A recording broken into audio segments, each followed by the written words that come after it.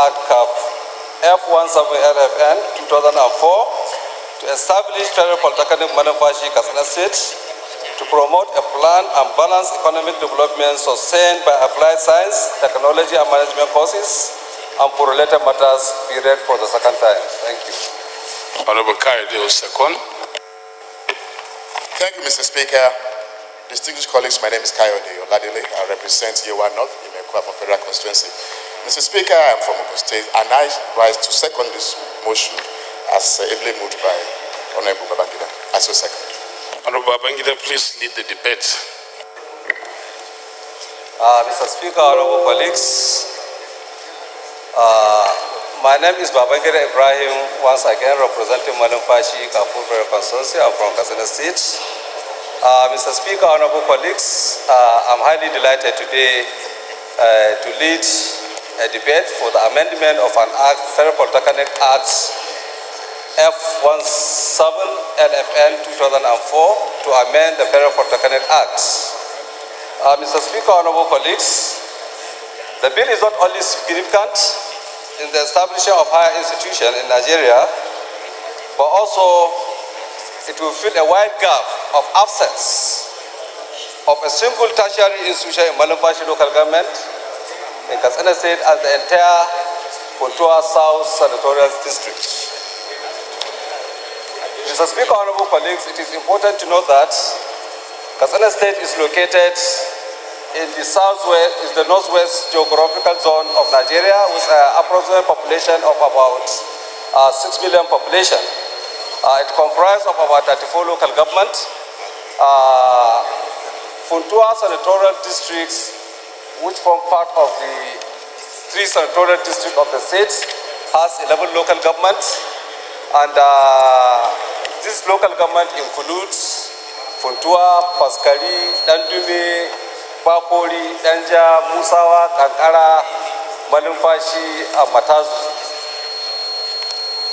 Malumfashi local government is one of the local government within the Katsina South senatorial districts. It is important to know that the local government is highly densely populated with high commercial activities and also rapidly growing agriculture. Mr. Speaker, honorable colleagues, it is amazing and incredible to say that there is no single tertiary institution in the whole Katsina South senatorial districts. In spite of the abundant human and natural resources that contribute to the economic development of Katsina State and Nigeria at large.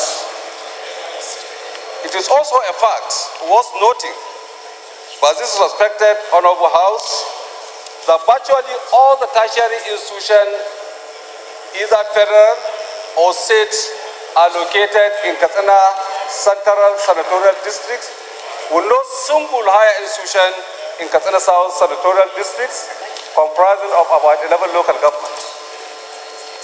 Also, it is important to note that with this bill, that the entire senatorial district is facing economic challenges due to absence of higher educational institutions, especially technical ones, to train its people and take advantage of multiple federal government policies and entrepreneurship, empowerment, skill acquisition, and human capital development.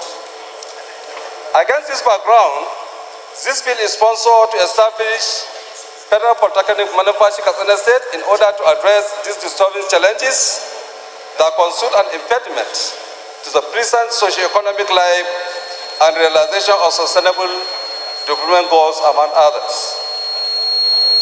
The bill seeks to establish Federal Polytechnic Manufacturing in Katsina State out of the existing Federal Polytechnic in Nigeria, fill an apparent educational gap created by absence of tertiary institutions in Malumfashi and the entire senatorial zone, promote planned and balanced economic development sustained by applied science, technology and management courses, facilitate balanced economic development, educational development in the state in the interest of justice and national development, encourage achievement of laudable objectives of government policies that require science, technical and managerial education, facilitate the realization of sustained development goals and other strategic federal government projects on education.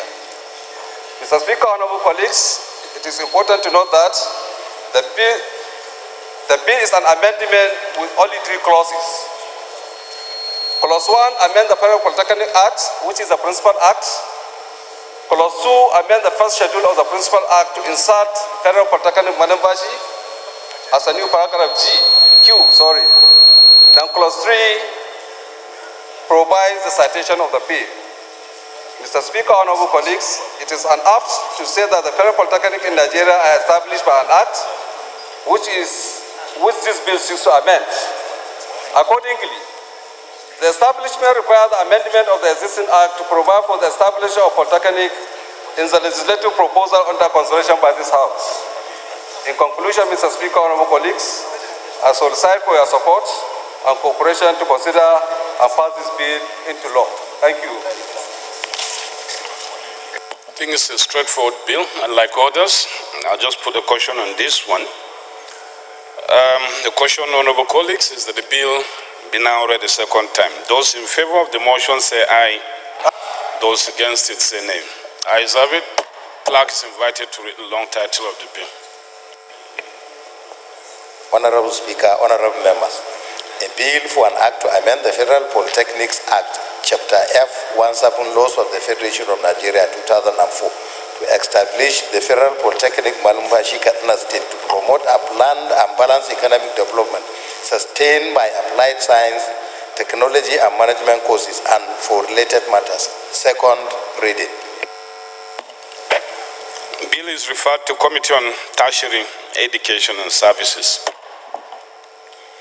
Third order of the day, honorable colleagues, commencement of debate on the general principles of bill for an act to establish the Federal College of Education, Efong Alaye, to provide for training, instruction, and training technology, applied sciences, social sciences, arts, and management sciences, and for related matters, standing in the name of Honorable Oni Olamide Johnson. Honorable members who recall that the bill was read the first time on Thursday, 22nd February 2018. I now invite Honorable Johnson to move that the bill be now read the second time. Thank you, Mr. Speaker. My name is Oni Olamide. I am a member representing the Jero, Ekiti West, and Efala Federal Constituency of Ekiti State. I arise to move a bill for an act to establish the Federal College of Education, FLI, to provide for teaching instruction and training in technology, applied sciences, social sciences, arts, and the management sciences for related matters to be read the second time. I so move. Honorable Aidijan.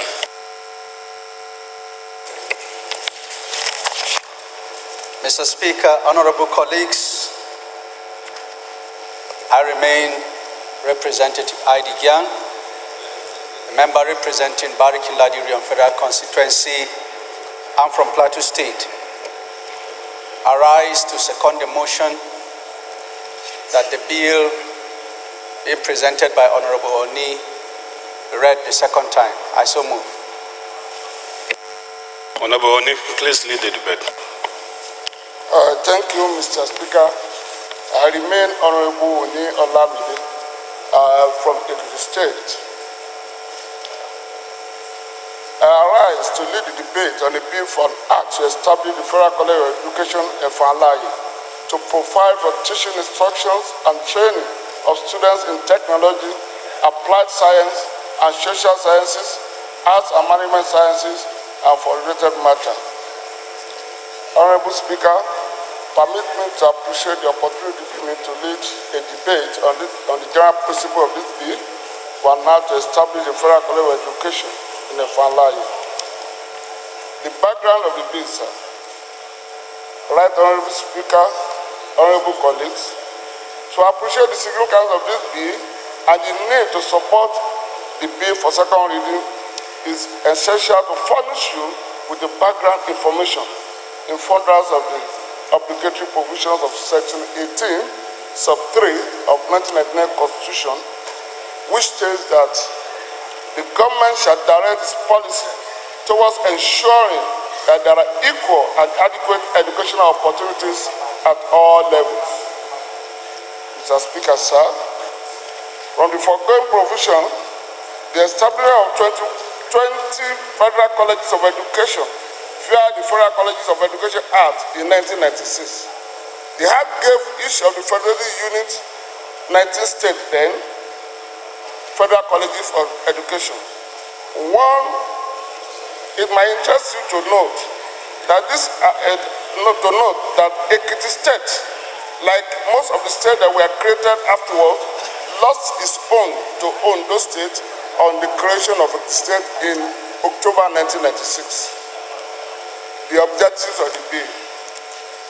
This bill seeks to provide, among other things, to give effect to the provisions of Section 18, Sub 3 of the 1999 Constitution with regards to equity and access to tertiary education for all. 2. It provides a platform for the production of professional teachers in order to improve the quality of teaching, learning, and education in the state. 3. It creates an institution to award national certificates of education, diplomas, and other marks of distinction. 4. The bill will address the current imbalance in distribution of educational facilities among the federated units of Nigeria. 5. It will expand the opportunity of getting admission for candidates seeking to acquire tertiary education.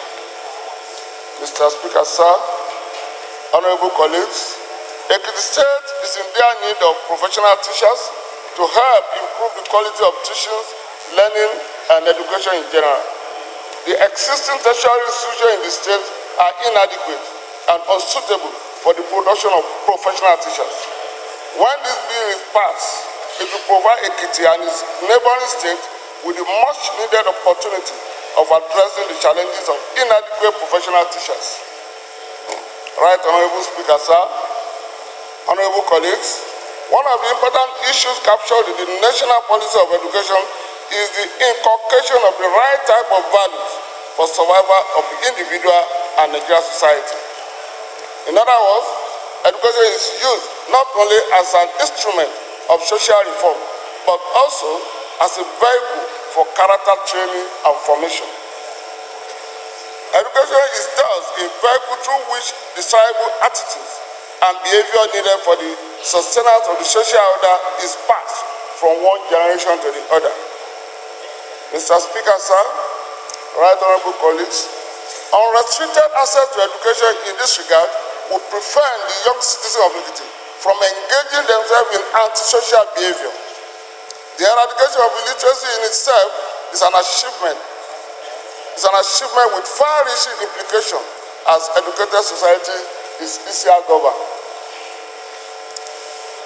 My Speaker, honorable colleagues, it has been stated in the background of this bill that 20 federal colleges of education were established and distributed to each of the former 19 states and the Federal Capital Territory, which were the federated units of Nigeria until 1986. This implied that most of the 17 states created after 1986 have no federal colleges of education.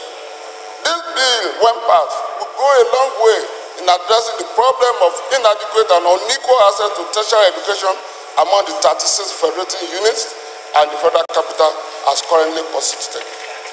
Failure to address this aspect of the problem will amount to violation of the relevant provisions of the 1999 Constitution.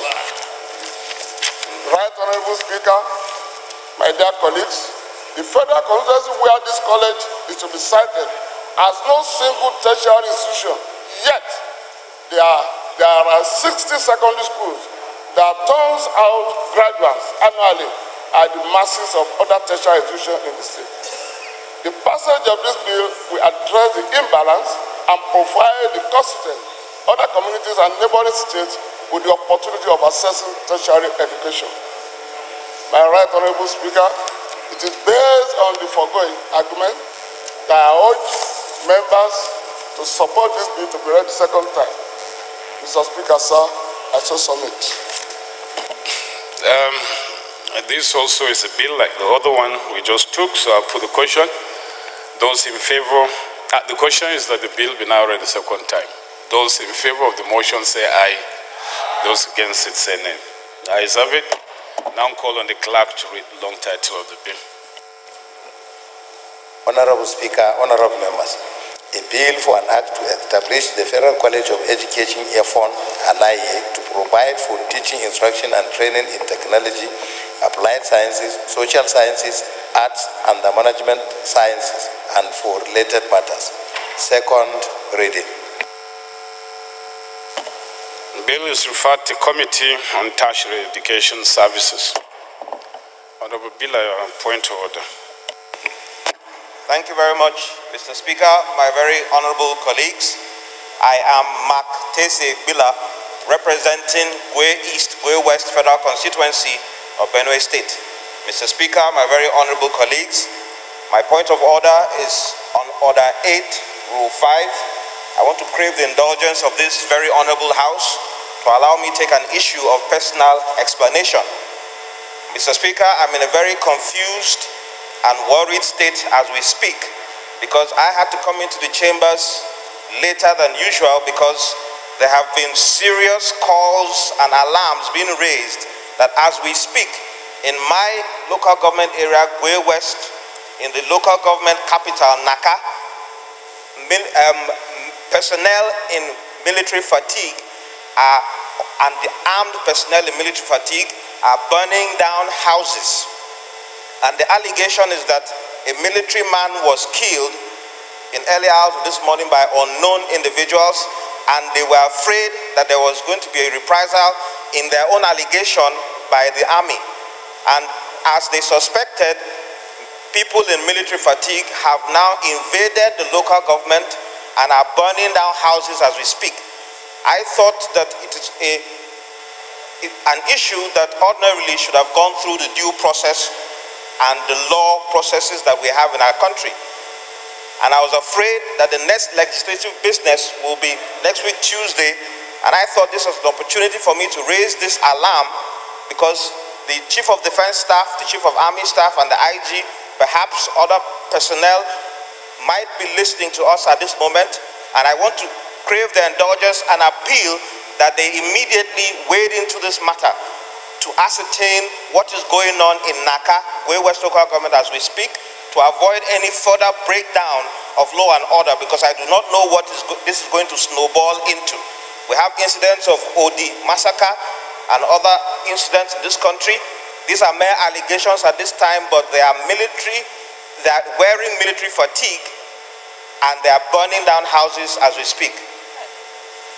That is the issue I felt I needed to highlight in my very worried and confused state right now, Mr. Speaker. Thank you, Mr. Speaker. Okay, some personal explanation, and it will not be subjected to debate, but I hope the authorities are listening and they will do the needful. So we'll move to the next order, which is the fourth order of the day. Is the commencement of debate on the general principles of Bill for an Act to establish the Nigerian Textile Industry Trust Fund to provide financial assistance in the form of loans and grants to operators in the Nigerian textile industry and for related matters, standing in the name of Honorable Jerry Alagboso. Honorable members who recall that the bill was read the first time on Thursday, 28 September 2017. I now invite Honorable Alagboso to move the bill be now read second time. Thank you, Right Honorable Speaker. My name is Jerry Alabosa. I'm from Imo State, representing Olo Osun Federal Constituency. Mr. Speaker, I rise to commence the debate on a bill for an act to establish. Honorable Kaita, please. A bill for an act Take your to seat. establish the Nigeria Desert Honorable Ahmed Baba Kaita, to please. provide financial assistance in the form of loans and grants to operators in the Nigerian textile industry and for related matters. I so move, Mr. Speaker. Honorable Hassan. Thank you, Mr. Speaker, honorable colleagues. Hassan Saleh, representing Ado Ogbanibo Federal Constituency. I'm from Benue. The Speaker, I rise to second the motion that has been moved by Honorable Jerry Alagwaso that a bill for an act to establish the Nigerian Textile Industry Trust Fund to provide financial assistance in the form of loans and grants for operators in the Nigerian textile industries and for related matters be read the second time. I so second. Honorable Jerry, please lead the debate. Thank you, Right Honorable Speaker. Once more, my name is Jerry. Honorable Damburang, please quickly take your seat. Damburang, please. Honorable Speaker, protect me from the shipping. Once more, my name is Jerry Alabas. I'm from Imo State, representing our Los Angeles Federal Constituency. Mr. Speaker and honorable colleagues, before I move into the details of this bill, it is important, Mr. Speaker, that I move into its historical foundations. Mr. Speaker, for a long time, the Nigerian textile industry was leading as a major manufacturing company in the Nigerian economy. In fact, about 1960s to 70s, we had about 140 Nigerian textile industries. Some of them included then Kaduna Textile Industry, Kano Textile Industry, Arewa Textile Industry, Gaskara Textile Industry, Aba Textile Industry, United Tex, First Minas, Unitex, and so on and so forth, to mention a few, Mr. Speaker. But suddenly, Mr. Speaker, with the arrival of oil boom in this country, all this textile industry declined.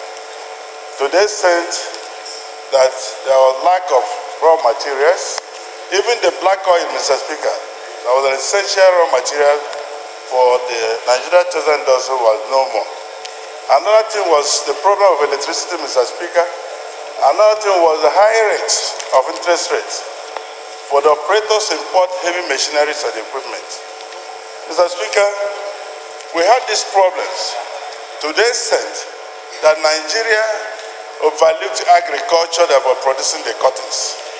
And because Nigeria abandoned that agriculture to some extent, we had now lack of raw materials. Mr. Speaker, without wasting your time, this bill, like any other construction bill, has so many chapters and parts. For instance, first part has the establishment of the board. It has also the establishment of finance and accounts. It has also the functions of the board and interpretation of terms, and also the application and subscription of the funds, where we have tax-free exemption of taxes in some of them. Mr. Speaker, without wasting your time, in conclusion, I can say that when this bill is adopted and approved, we will tackle the unemployment, promote made in Nigerian goods, and will contribute to the GDP. Mr. Speaker, so many disengaged workers will be called back to come back, and most of the entitlements will be paid. Mr. Speaker, what is source to the gander is also source to the goods. Recently, the central bank released what they call non-export stimulation facility fund for manufacturers. Mr. Speaker, if this type of fund is extended to Nigerian textile industry, it will take off and continue to employ our people and promote made in Nigeria. I therefore request that all those who are ranking in age here should please support this bill so that we can continue to employ our youth. I so move, Mr. Speaker. Thank you. Chair of Foreign Relations. Thank you very much, Mr. Speaker, sir, for yielding to me. Nenna Elendu KJ, member representing Bende Federal Constituency. Mr. Speaker, sir, I'm from Abia State. Mr. Speaker, I'd like to thank Ranking by Everything for coming to the fore. This bill that obviously is a bill that could only be thought of as someone of his age.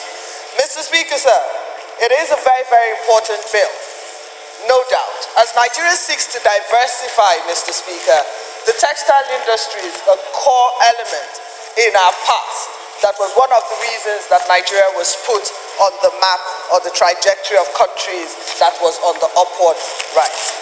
Mr. Speaker, the problem with Nigeria, as we look at our trade indices with all our partners around the world, Mr. Speaker, we consistently... Silence, please. Silence, honorable members, please take your seat. Please. Please. We consistently speak to an Honorable Ogaga.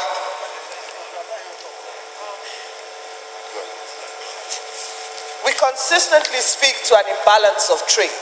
Now, the reason for that, Mr. Speaker, sir, is the fact that the only thing that Nigeria has been known to export in the last couple of years in large quantities has been petroleum. With the world moving away from fossil fuels, Mr. Speaker, the truth of the matter is that Nigeria must start to seek to have things that they would export. The ECOWAS market, Mr. Speaker, Nigeria was one of the drivers of the ECOWAS market. And one of the thoughts behind the ECOWAS market was that there was going to be free movement of goods and services. Unfortunately now, Mr. Speaker, sir, Nigeria is the recipient market for all these goods and services without Nigeria having anything to take advantage of this large market. What this means is that, of course, everybody says that economics is a science. It may not be a perfect science, but it's a science regardless. And we know that if there are inputs, there will definitely be outcomes. Mr. Speaker, most of the textile industries from the north to the east to the west and everywhere in Nigeria are moribund. The United States in the last couple of years came up with something called the African Growth and Opportunities Act, the AGOA Act. The reason for the AGOA Act was to stimulate a lot of the markets in Africa, especially the textile market. What happened, Mr. Speaker, sir, was that because countries like Nigeria, who had a large textile market, had not done anything with it, the AGOA Act failed, and that was moved to Asia. And now the incentives that were supposed to have been given to Africa to build up on this textile were taken to Asia, with the fact again, Mr. Speaker, that it's now a chicken and egg situation. We now go to Asia to import, the African market is dead, the AGOA bill is dead, and the Americans are coming back to us to revamp the African Growth and Opportunities Act. By that, what am I saying? That if we as a country can do something, can put in the filling into the textile industries, if we as a country show the necessary climate, the necessary zeal to ensure that this diversification is not yet again echo and no commitment, if we can put money behind that which we claim is the vision for this country, then I have absolutely no doubt that what Honorable Alagbasa says is something that again will open up the markets, rebalance Nigeria's trade with her sister countries, seize the opportunities of the ECOWAS market that is grown, will absorb the youth, which is very important, Mr. Speaker, sir. Over 60% of our population is unemployed youth. The unemployment figures are rising by the year. It's now 27% unemployment. I believe that it is going to open up that employment space, create jobs for these teeming youth who are very, very willing, able and ready to work, and of course ensure that as a country we actually start to become one of the greatest exporters of Nigerian fabric, same as the one that I wear every day to work. Thank you very much. Honorable Chris. Thank you, the Right Honorable Speaker, my respected colleagues. I am Chris Emeka Azubog. I represent the good, hardworking people of Nnewi, North, South, and Ekusigo. I'm from Anambra State. Mr. Speaker, I rise to put my voice in support of the bill that is being sponsored for second reading by Honorable Alaboso. The bill, I believe, is in support of the fact that we desire to diversify our economy. We desire to establish a trust fund that will help the twin brothers of cotton and textile industry.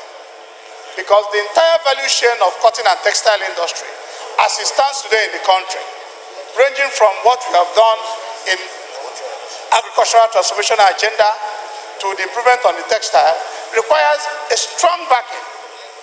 The trust fund that is being proposed today by Alaboso, if put into law, will support the effort that the Central Bank of Nigeria, through Bank of Industry, is doing that will enhance the investment capacity of those who want to put up our textile industry. Today, we require a trust fund that will help those who want to invest in new machineries, new equipment, that will help us to begin to produce enough textile for ourselves first. Then before we consider the exportation of textile from Nigeria. And for us to have a virile textile industry, we must have a very strong cotton production value chain. So the truth is that the development of textile industry will be a great advantage for Nigeria, considering that we have the land mass. With the new species of cotton, we will get back our granaries back. We have a lot of employment in the production of cotton through the backward integration, and also the new machines that will be brought, even akin to what we said today, will develop capacity to produce even the technology that we require in the textile industry. Not only importation of machineries, but we will advance with the textile fund, the trust fund, to invest in research and development of modern equipment and modern technology that will grow with the economy, the industry, because we can't talk textile without talking about cotton industry. The entire value chain from cotton to textile are interwoven, and with an advanced investment in it and making sure that we revitalize our cotton and textile industry, our economy for sure will be diversified, will be stronger, there will be employment. Above all, we'll be able to be a proud nation, because if you cannot produce what you eat and wear what you produce, then we are virtually economically dependent. If we can produce enough for ourselves and to export, then we can become a proud nation. So the effort that we're making to diversify the economy can only be realizable when we pick up critical sectors where we have comparative advantage, like the textile and the cotton value chain. If we make a strong input into that sector of the economy, I am sure that in a very short while, we will start feeling a sigh of relief from the economic crunch we are suffering. Therefore, I'm supporting that this bill go for second reading, and at the committee level, more inputs will be made to ensure that this fund is supported in such a way that the entire value chain will make a responsive act towards our development of our economy. Thank you, Mr. Speaker. Okay, honorable colleagues, really judging from the contributions we've had on this debate, there's one critical area that I believe we must address. The issue may not be availability of funds, rather that maybe the market is no longer competitive. So what steps can we take to get this market competitive? Because the consumption of textile materials, especially in the northern part, is huge. You can see a lot of people using 10 yards here. It's not even 5 yards that we're using. And then weeks after weeks, weekends, there are events where daughters and wives, do anko, what is known as anko, and yet we are not competitive. What is the issue? Honorable Sadiq will take that challenge, I believe. Thank you very much, Mr. Speaker. Today, Mr. Speaker, I have witnessed one of the most important and purposive bills that have been tabled before this House by Honorable Jerry. Mr. Speaker, age, I now believe, is really wisdom. Mr. Speaker, the textile industry, during its boom in the 70s and 80s, it employed, in the first place, we had 175 mills. It employed over 700,000 people. And in the north, 3 centers or 3 cities have become centers of unity: Kaduna, Gusau, and Kano. These are areas where tribes from all over the north gathered and became employees there. Today, these are the cities where you can stay comfortably well, wherever you are from Nigeria. Therefore, other than railway, what brought unity to Nigeria is textile. But Mr. Speaker, these textiles are no longer there. And to answer your question frontally, why is it so? It is so simply because of attitude. And you ask, where can we get the money? Mr. Speaker, I was in a bank In 2009, the federal government gave 100 billion naira textile support fund. Went through the Bank of Industry. When 60% of that money was disbursed, the government they realized that to bring back the textile industry requires much more than money. That is why I'm supporting the second reading of this bill. What do we need to bring it back? It's much more than money. It is not for us here to approve that government gives money to this industry for its revival. As I said, it is much more than money. If it is much more than money, first of all, where do we get the money, as you said? Now, the issue is, everybody knows, the paucity of funds in this country. And when you give the funds, do they come back? Or do they translate into fruition? It's another problem. Mr. Speaker, in Nigeria, what I have noticed is that times change and people also change.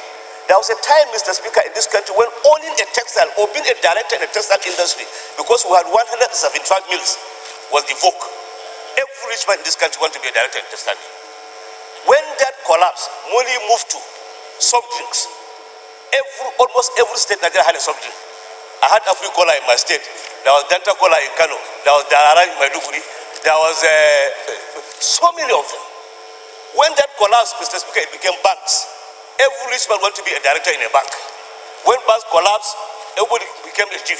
If you don't have teachers behind your name, you have not arrived. Today, Mr. Speaker, if you give money to these textile owners, if they are rich, they will ride a Rolls Royce. If they are poor, they will add more wives. Therefore, Mr. Speaker, my support for this bill is total. But so that we can invite the people in the industry and those who have the money to invest in the industry, so that we can sit down, chart a course, and come out with a blueprint for Nigeria to succeed. Thank you very much, Mr. Speaker. Honorable Hassan. Thank you, Mr. Speaker, honorable colleagues. Hassan Saleh.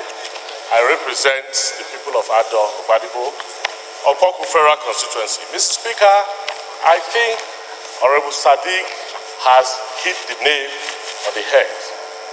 Mr. Speaker, the attitude of us Nigerians has to do, is to be blamed when it comes to issues of moving forward in the various sectors of our country in the industry. Mr. Speaker, like you rightly said, at some point, I was also a banker. Actually in Kaduna, Chartered Bank in Kaduna, we were holding about 5 or 6 textile accounts.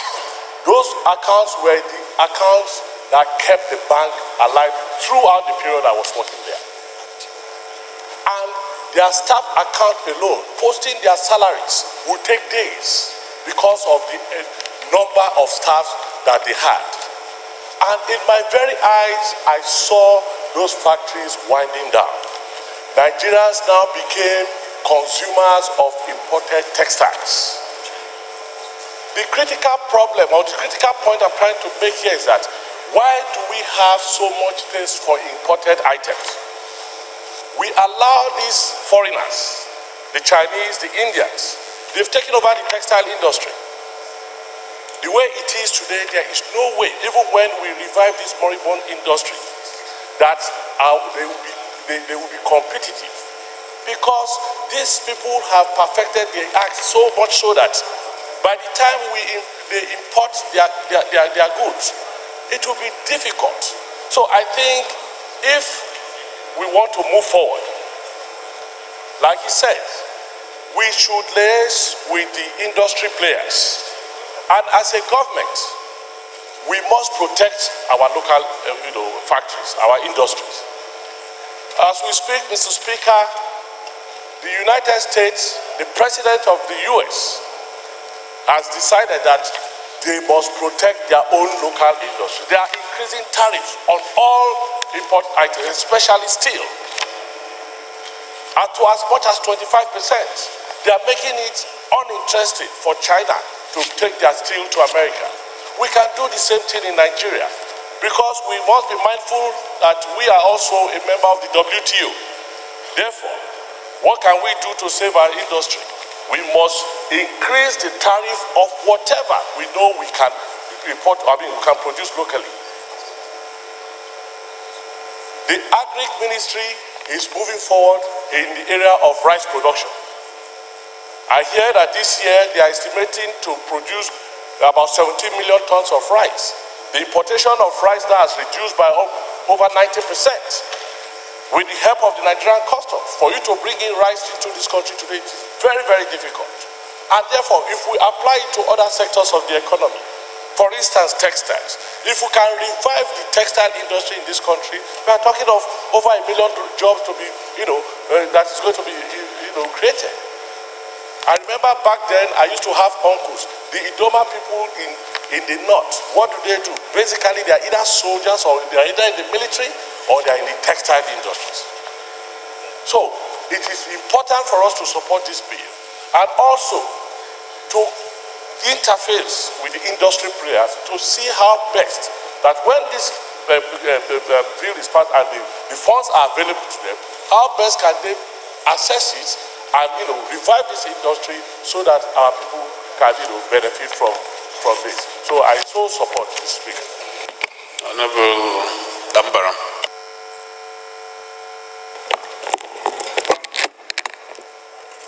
Thank you, Mr. Speaker. Thank you, my honorable colleagues. I remain Honorable Dambram Abubakar Nuhu, representing Kano Municipal, the only gentleman from the municipality in the whole of the Green Chambers. Mr. Speaker, my honorable colleagues, let me thank the mover of this bill. I think the bill has come at a very critical point of our nation where we are looking at issues of diversifying our economy. But Mr. Speaker, one other critical important issue that we are forgetting is the issue that has to do with the raw material itself.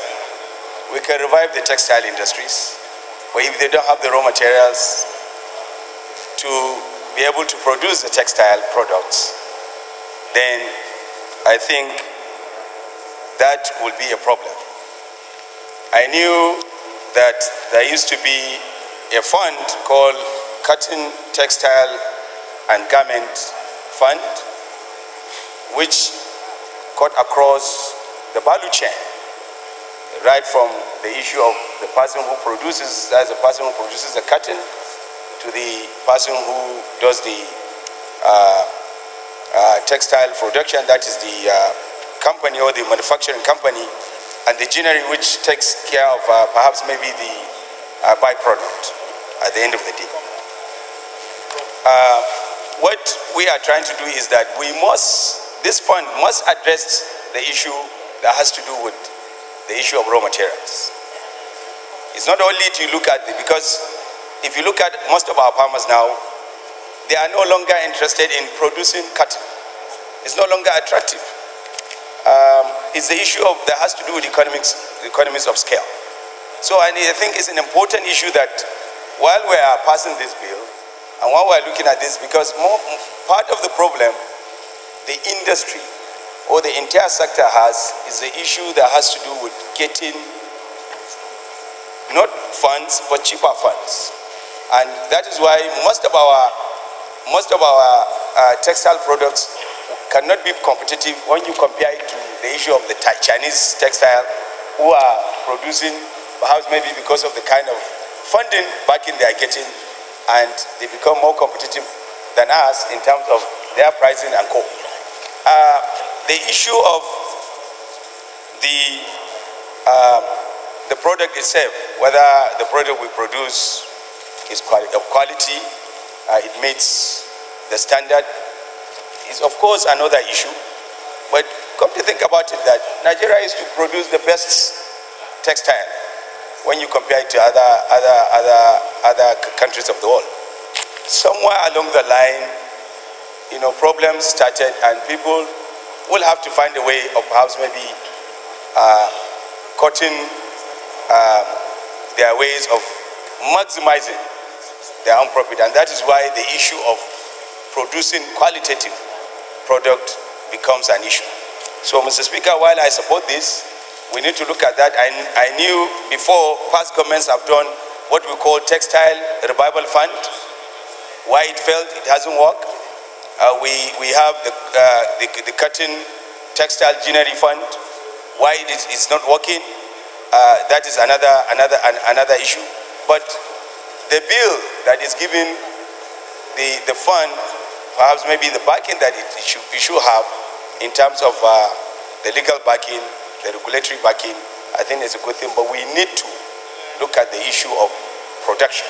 We need to look at the issue of the farmers, which is key, because without getting the cotton, there won't be any textile product. Thank you, Mr. Speaker. Thank you. Honorable Chika. Thank you, Mr. Speaker. Thank you, my dear colleagues. I'm Abubakar Chika Adamu. I represent Shiro Rafimuya Federal Constituency. Mr. Speaker, my dear colleagues, I'm from Niger State. Mr. Speaker, if I'm to answer your question as a student, you ask about what do we do in terms of becoming competitive. Now, Mr. Speaker, globally, as everyone did say, it's just about protection and restriction. But however, Mr. Speaker, all we need to do, first of all, let me even thank my dear big brother and mentor, Honorable Jerry Alaguso, for bringing this to the fore. Mr. Speaker, textile business is a cash cow business. All of us here, we wear clothes. There is no way a business like textile industry will not progress or will not bring about profit when we engage in them. But however, the government need to do a lot by protecting its own industries against all other. We've seen today between America and China where Trump will put taxes on so goods imported from China to protect American goods. Well, also, China will also play the same role by increasing duties in imported goods from America to protect Chinese goods. Mr. Speaker, if this money is to be provided, we need to provide check system. Check system in the sense that a lot of grants, loans will be given to operators of particular industry, and that money will be diverted. This time around, we need to have a paradigm shift from the old order of granting these loans or other incentives to industries. All we need to do is for them to identify what they want to buy, what kind of machine they need globally. In providing that loan, we pay to such companies and the offshore for them to import such items. Mr. Speaker, if we can provide bailout to GENCOs, DISCOs, and we still have darkness, why not we provide that to textile industry where all of us will cover ourselves? A lot of people can live without electricity today. A lot of people cannot live without wearing clothes. We can face, yes, we have different kind of materials, different kind of clothes. If today industry A is providing, let's say, a particular kind of brocade, be it cheddar, be it whatever, the moment we have enough, we close our borders. We put restrictions from other imported items. Mr. Speaker, you see, the problem about us as Nigerians, we value imported items to the detriment of the locally produced. Mr. Speaker, even this cap, this Zanabukar, for example, my colleague Nasru is wearing. Somebody will bring that Zanabukar and will tell you this one is so in Cameroon. This one is in Nigeria. He will pick the Cameroon type and leave that of Nigeria. I knew, and people, a lot of us here knew, when we produce textile material, we take it offshore for value addition and we import it back. A lot of people that work in textile industry will tell you, a lot of textile industry from Kaduna, before the death of the textile industry from Lagos, will produce the way it comes to coloring and whatever design, they will take out those materials to a foreign land give it value addition, and then return it to Nigeria, and we say imported textile material. So the earlier the better. We have that culture. Our own is our own, and then government in supporting textile industry should not give them the raw cash, but probably pay for what they need, and then when they start producing, the next thing we do is to give them protection by increasing levies, first of all, in the imported, because of the various trade agreement we have signed, either as ECOWAS, either as Commonwealth nation, or whatever kind of groups that Nigeria signed trade agreement with. The law says it must not be free, but probably you can decide, maybe you put 10% duty now, and they want to overshadow your local production, you make it 50% duty. By that, you have restricted the imported item while promoting the local item. Mr. Speaker, this is what doing, and this bill require all the required attention, all the required support of this chamber so that it should see the light of the day. Thank you, Mr. Speaker. Thank you, my dear colleagues. Yes. Thank you very much, Right Honorable Speaker. My name is Lasso Yusuf. I represent the Report Olorun Osogbo Federal Constituency. I'm from the state of Osun. I'm only trying to see if I can answer your question, because you asked a pertinent question. What are the solutions, or what is the solution? And let me remind all other contributors have done very beautifully well by looking at our economy vis-a-vis the textile industry. And they are only trying to analyze the kind of economy that we are practicing. It's a rentier economy, an economy that is not backed up by production, it's not backed up by entrepreneurship, it's not backed up by science and technology. So it's a purely a rentier economy because of the discovery of oil. And so what everybody does in Nigeria today is to wait somewhere, create a small space, and begin to collect either commission or rent. A proper economy is an economy where you add value. I'm trying to answer your question now. Where you try to add value to what God has naturally created. The first two most important things when you are talking about economy is first the human capital, then to the natural resources vis-a-vis your agricultural products. If you look at the economy of America, for those of us who are interested in history, if you read the history of America in the 18th century, America started developing from production of cotton alone. The whole of what is known as the about 20-something states of the South of America today depended fully on cotton. In fact, if you talk about Lehman Brothers, you talk about JP Morgans, you talk about these big investment bankers, they started from trading in farm produce and farming. And so the first answer to your question is this: where is our farming?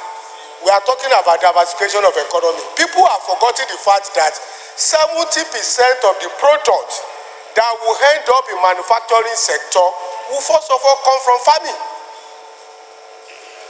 So if you speak all the grammar in the world, bank of industry, is all not solving the problem. First and foremost is, I do not know what is in the mind of those who came with the idea that we must diversify into farming. But if they actually meant the economy and development, then farming is the first thing that we must do. People don't want to recall or remind themselves that from wheat alone, white man has gone up to derive almost endless byproduct from wheat. If you are taking chin-chin, you are taking flour. If you are taking bread, you are taking flour. If you are taking the cornflakes at times, you are taking flour. If you are taking wheat, you are taking flour. I've just been reminded by MT now that if you are taking kunu, you are taking flour. Yet, you and I, we have always been eating our maize raw or the closest pap. Those are the two most important things we get from this. So the first answer to your question is cotton must be produced. And cotton cannot only be produced unless we go to farming by producing cotton. That's number one.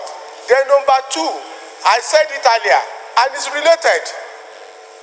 Once your technology is at that level, where you have to depend on foreigners to bring technology, then you are, I don't want to use the strong word, doomed.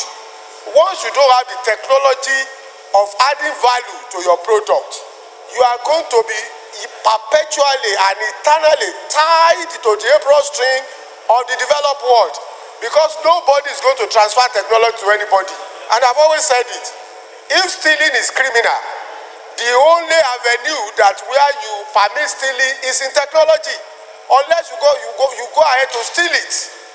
But if you produce cotton and the local technology is not available, you still want to import your machinery from China, from America, then definitely they are going to find a way of making sure that you don't have that kind of freedom.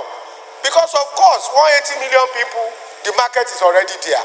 So that is the second answer to your question. Because when we begin to look at our problem from funding alone, we are not solving the problem. What if we were about entrepreneurship? We are not talking about people who desire entrepreneurship. It's not about somebody getting a few millions of naira to go and invest.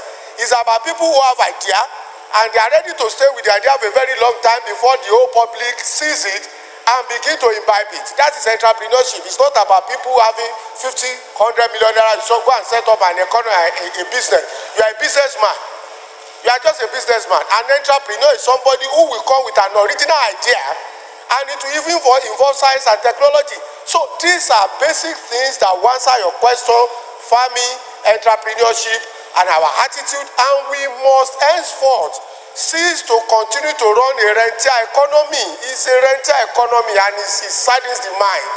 Everybody is just collecting commission. Everybody is just collecting rent.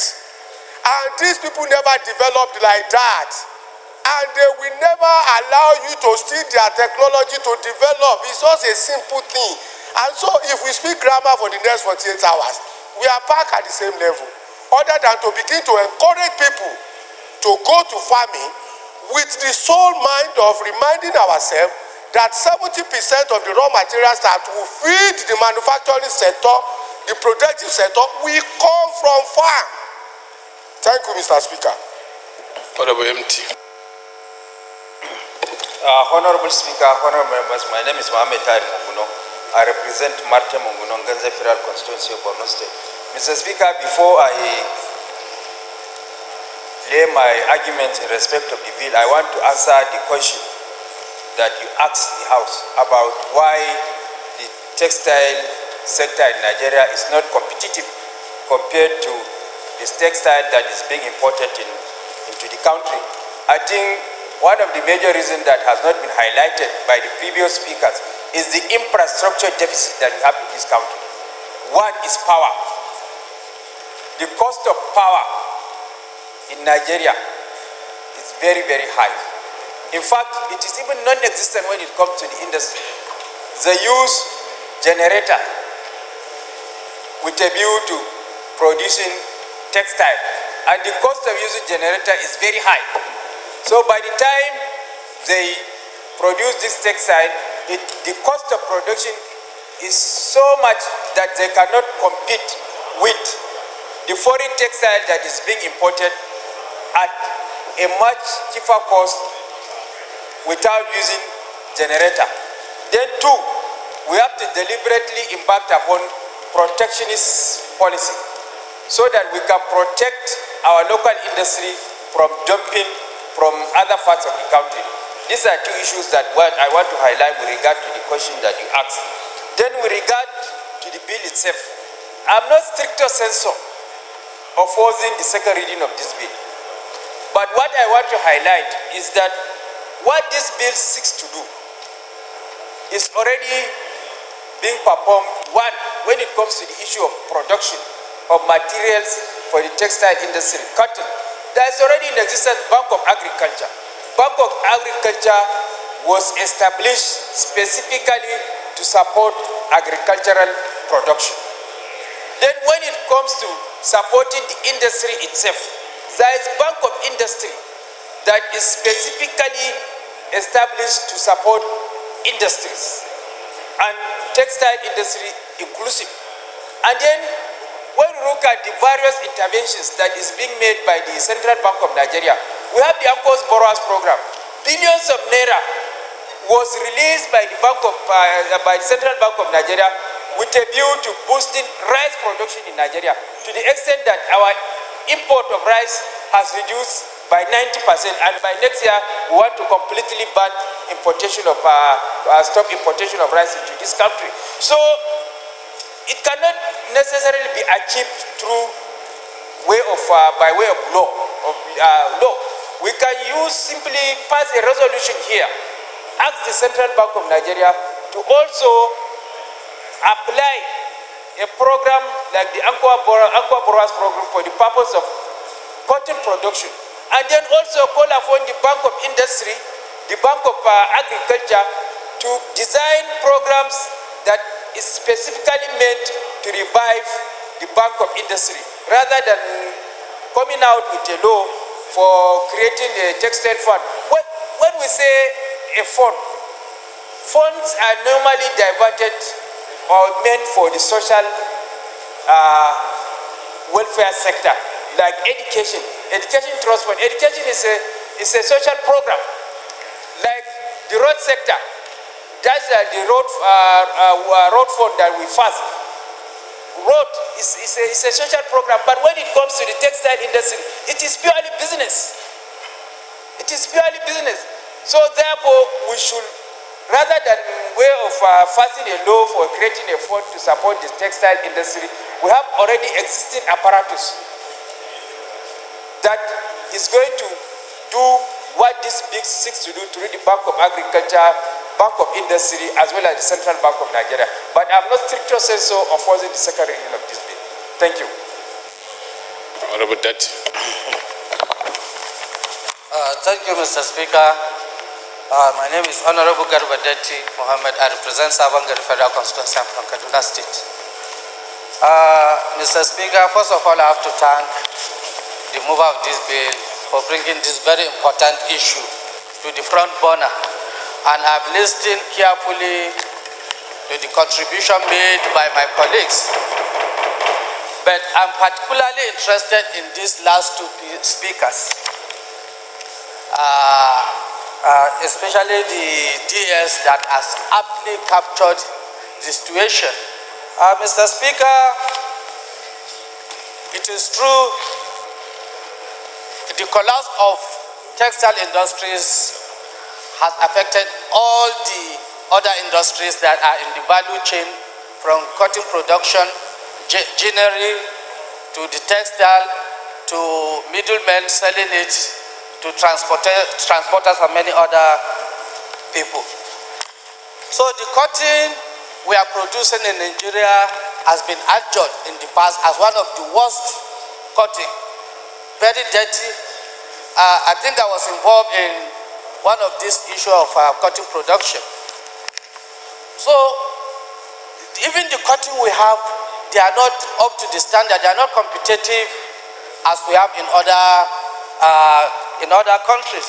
So there are specific mandates to certain institutions, particularly IAR in ABU, I think IAR&T, and IITA in Ibadan. These are research institutes that were given the mandate of bringing up cotton that can be competitive in the world. So I think we should go back to the basic. We start from the production of cotton. We have to do the right thing and produce the correct cotton with the quality that can be competitive with any cotton in the world. That's the first stage. The second stage, Mr. Speaker, as we are now today, the need to encourage foreign investors to come and establish their industries in Nigeria is very important. Most of the lace, cheddar, Hollandis, and many others are not worn by people who are producing it, are mainly worn by people who are living here. So how do we encourage them to come and invest? New investment, new machineries. Then it's part of the investment, the issue of transfer of technology must be there, because even the China we are talking of, in the last 35 years, China was nowhere to be found. China started from 1981 to date, and this is where they are. They are the second largest economy in the world. And what they do, most of these companies that manufacture outside, part of the condition is this transfer of technology. I think we should also look at it. Then the last issue I want to contribute is the issue of change of attitude. How do we change our attitude and stop the importation of most of these foreign textile? Everybody believed in wearing foreign textile. Particularly our women, I'm sorry to say, even they prefer this atampa made in Cote d'Ivoire, Ghana, even Benin Republic here, Cotonou. So how do we encourage our own people to patronize our own? I think this is another step. Yes, the fund is good, but as other people have said, it's not only the fund that really matters, the attitude is there.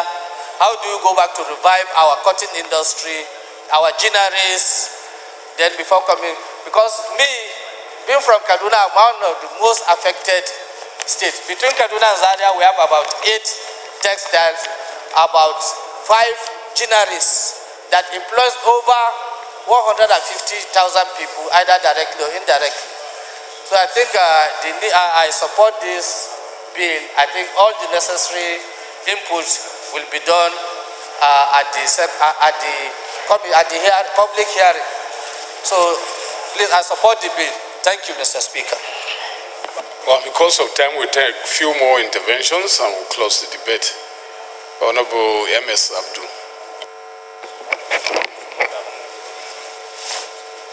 Thank you, Mr. Speaker, for the opportunity to add my voice.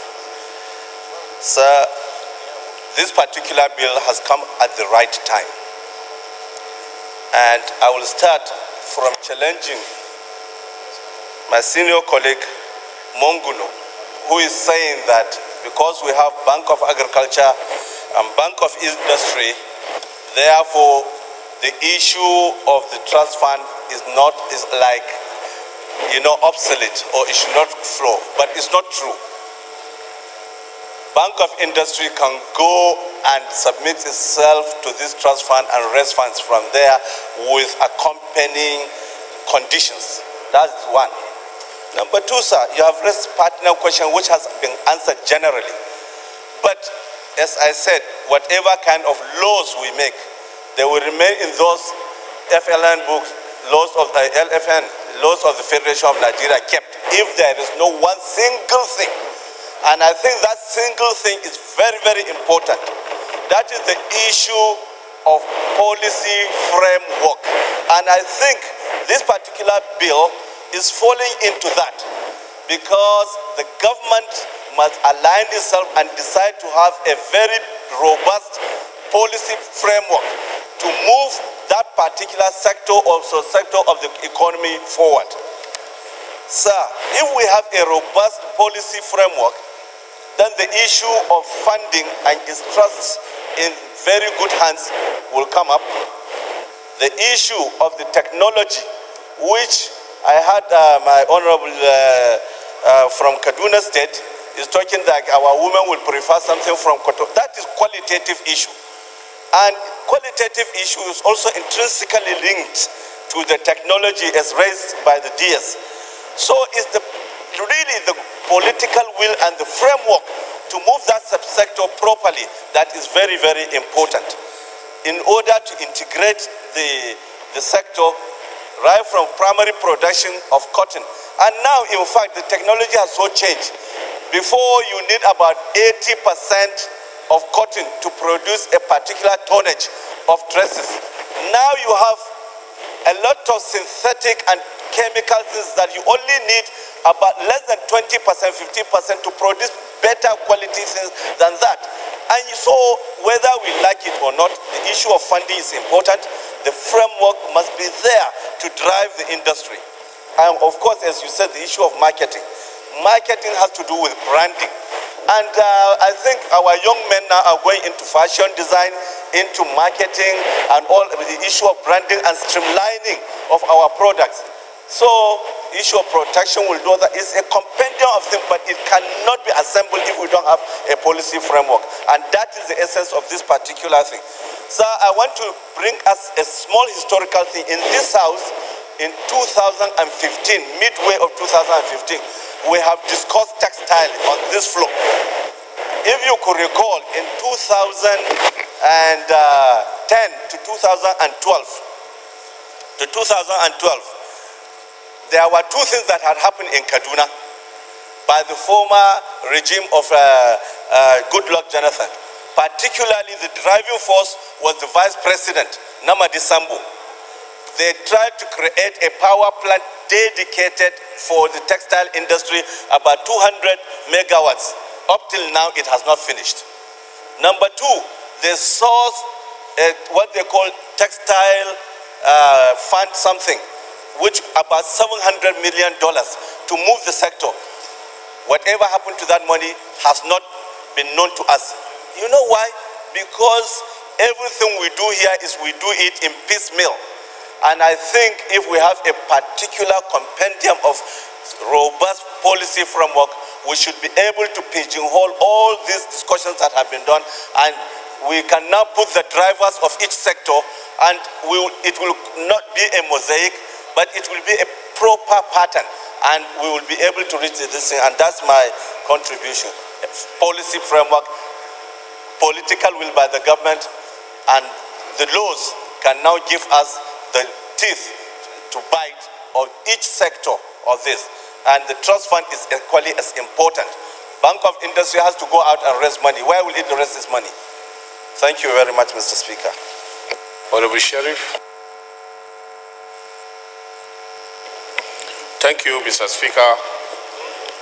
Distinguished honorable colleagues, my name is Mohammed Nur Sharif, representing Bamangala, Kalabalge Federal Constituency. Mr. Speaker, honorable colleagues, I'm from Borno State. Mr. Speaker, I rise to contribute to this very important bill that has come at the right time. Mr. Speaker, I want to talk about how the textiles industry has been killed in this country based on personal experience. As of late 80s, cotton are being grown in this country. Textiles industry are working particularly in Kaduna. And personally, I used to supply cotton seeds, cottons, to the textiles in Kaduna, getting the cotton from Biu in Borno State and Gombe in Gombe State. There were about 3 ginneries in Aku in Gombe State, one in Biu, which were all working. Mr. Speaker, what killed the industry is massive importation by some companies from China, which are not qualitative enough, but far, far cheaper than the cottons that are being produced in Nigeria. So, Mr. Speaker, for the industry to survive, government must take a bold step to ban all these cheap textiles materials from China or wherever they are coming. Or perhaps put tax, high tariff on those imported materials so that our textiles industry will survive. The only way we can do that is to take a bold decision, because we cannot continue importing textiles materials while our industry virtually have collapsed. And this is one industry that can employ millions of Nigerians who are not working, unemployed. And therefore, Mr. Speaker, honorable colleagues, this bill is very important. There is no amount of money that should be too high to support the textiles industries in Nigeria. And therefore, Mr. Speaker, honorable colleagues, just ban the importation of textiles, just like the way we ban importation of rice, and now we can see results. If you ban importation of textiles, Nigerians will go back to the farm to grow the curtains and sell to the industries. You cannot produce curtains while the industries are not working. Once the industries start working, farmers will now go back to farm and start producing the curtain and sell it to the industries. And therefore, Mr. Speaker, the only way to stop or to survive, textile industry survive, is to ban, completely ban textile industry. Let us start using our own, use what we produce. Thank you.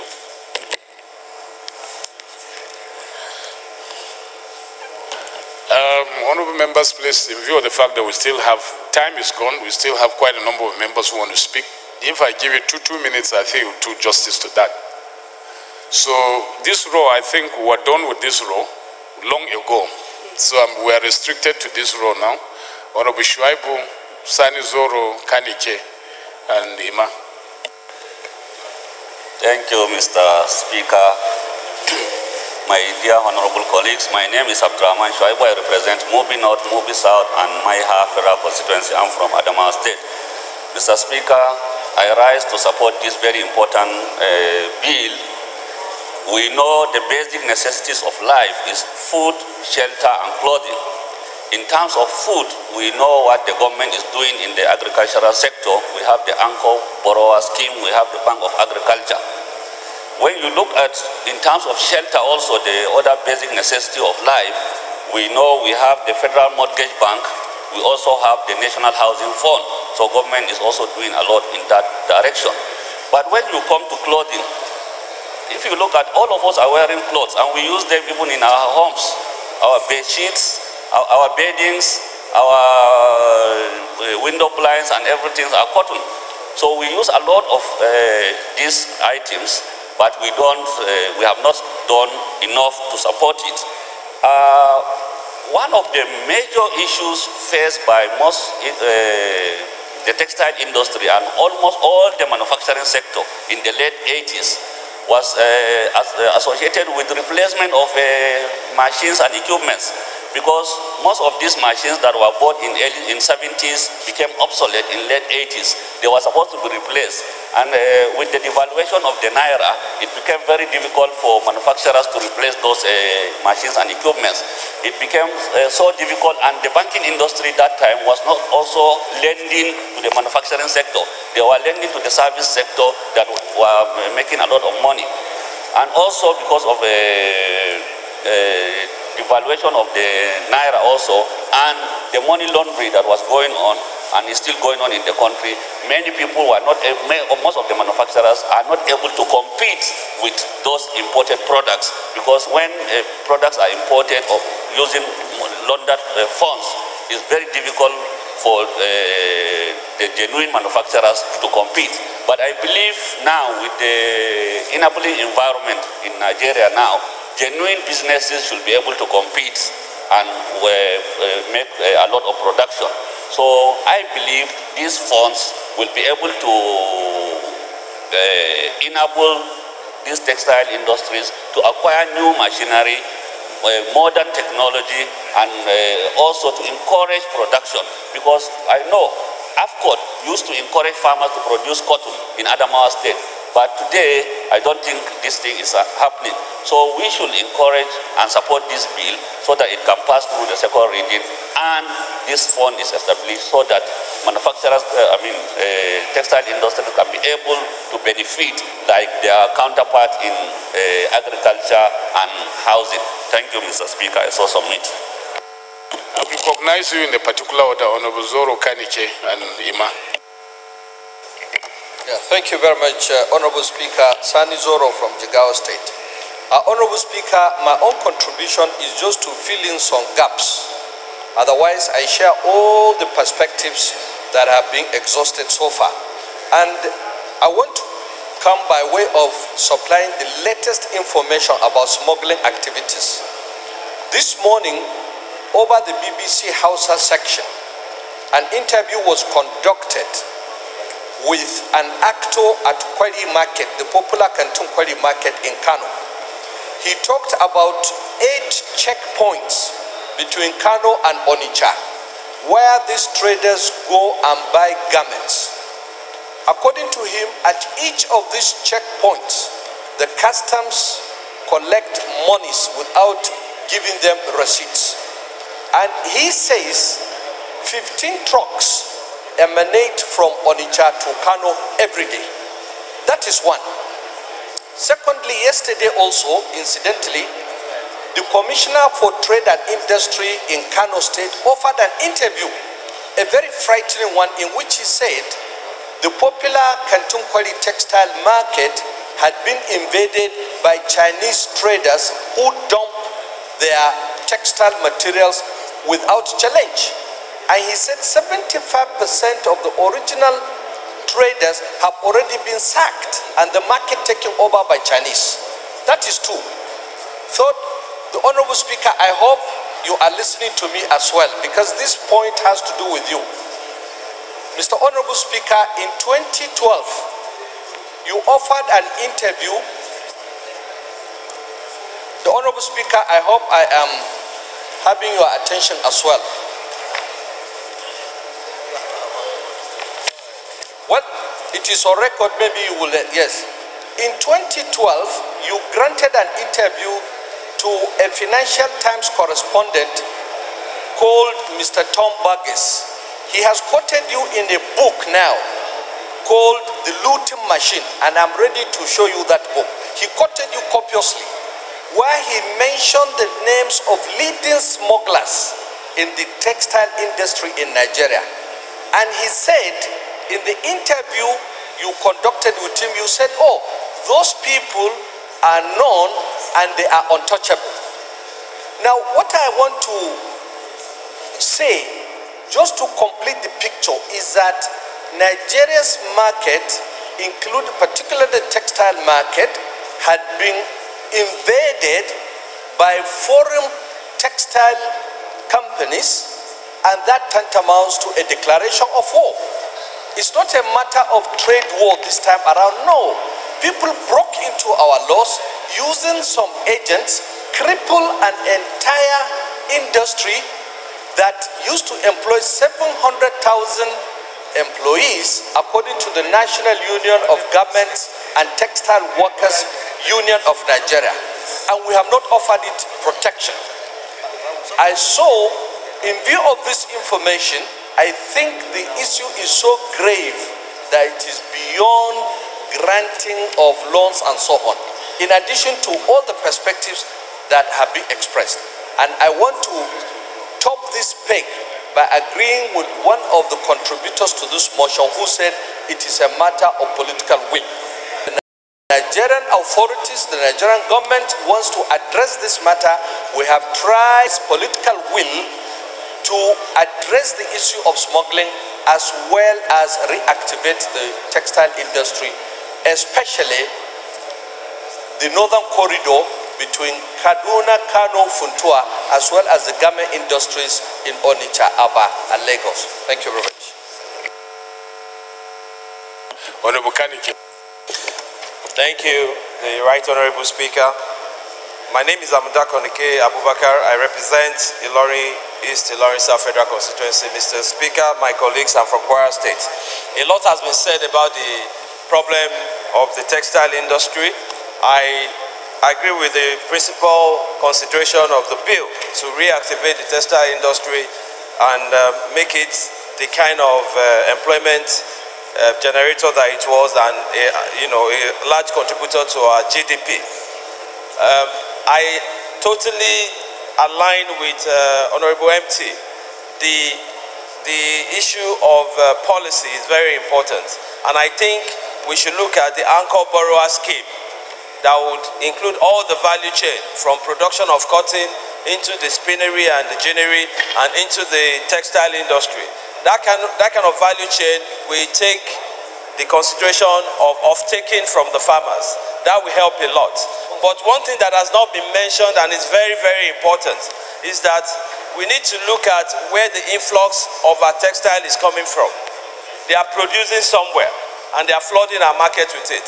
A realistic way and a pragmatic way of catching in on this problem is to create an incentive for these people currently producing in China and in other locations, maybe Turkey, Istanbul and other locations, and are flooding our markets, is to create an incentive for them to bring in our finished products in BAFT. When they bring in our finished products in BAFT, we create an incentive for them to bring their machinery to turn them to finished garments. And that way, we are already attracting FDI. They will bring their machines and they will employ our people. So we can have a short-term reactivation while we generate from the production of the cotton up to that level. They will bring their machine and their BAFT and they will recruit our labor and train them to convert the BAFT to the finished garments or fabric. Then they will now be tempted to look at, inward integration, downward integration, and they will now key into the anchor borrower screen and support our farmers to produce the cotton. So that is the angle that I think we have not included. That is also, it can manage the short gap in reactivating the textile industry. We should not continue to look at them as enemies or people that are waging war into our economy. You need to be realistic. They have a comparative advantage. They have cheaper funds, they have technical skills, they have new infrastructure. So how do we benefit from this? Are we going to be at the receiving end and would be getting the bad end of the stick? Or can we, change our disposition and say, come, bring your BAFT, which is the half-finished product, like we did in the furniture industry, the CKD. A lot of foreign furniture companies are bringing their CKDs to Nigeria now. So motor assembly companies are bringing their CKD to Nigeria now. So why can't we get these textile producers to bring their BAFT to Nigeria and convert it to garment? That way, some of our youths and our unemployed Nigerians are employed and they add value to our economy and our GDP. Then we can face our own indigenous producers who are affected by power, infrastructure, and all the other problems to, over time reactivate, because theirs is going to take a longer time. So we must look at the low-hanging fruits and look at how we can bring the BAFT, attract the FDI, let them bring BAFT into Nigeria and convert into finished product. Thank you, Mr. Speaker, for the opportunity. Thank you, Mr. Speaker, for yielding the floor to me. My name is Honorable Ogana Igo, and I represent the very good people of our board of Federal Constituency, Lagos State. Mr. Speaker, I want to thank the mover of this motion. I'm aware that there's already a fund by CBN for textile companies. But I want to say that just providing the money is not enough. If we approve this bill and fund is provided for them, and smugglers are still allowed to come in, they will not go anywhere.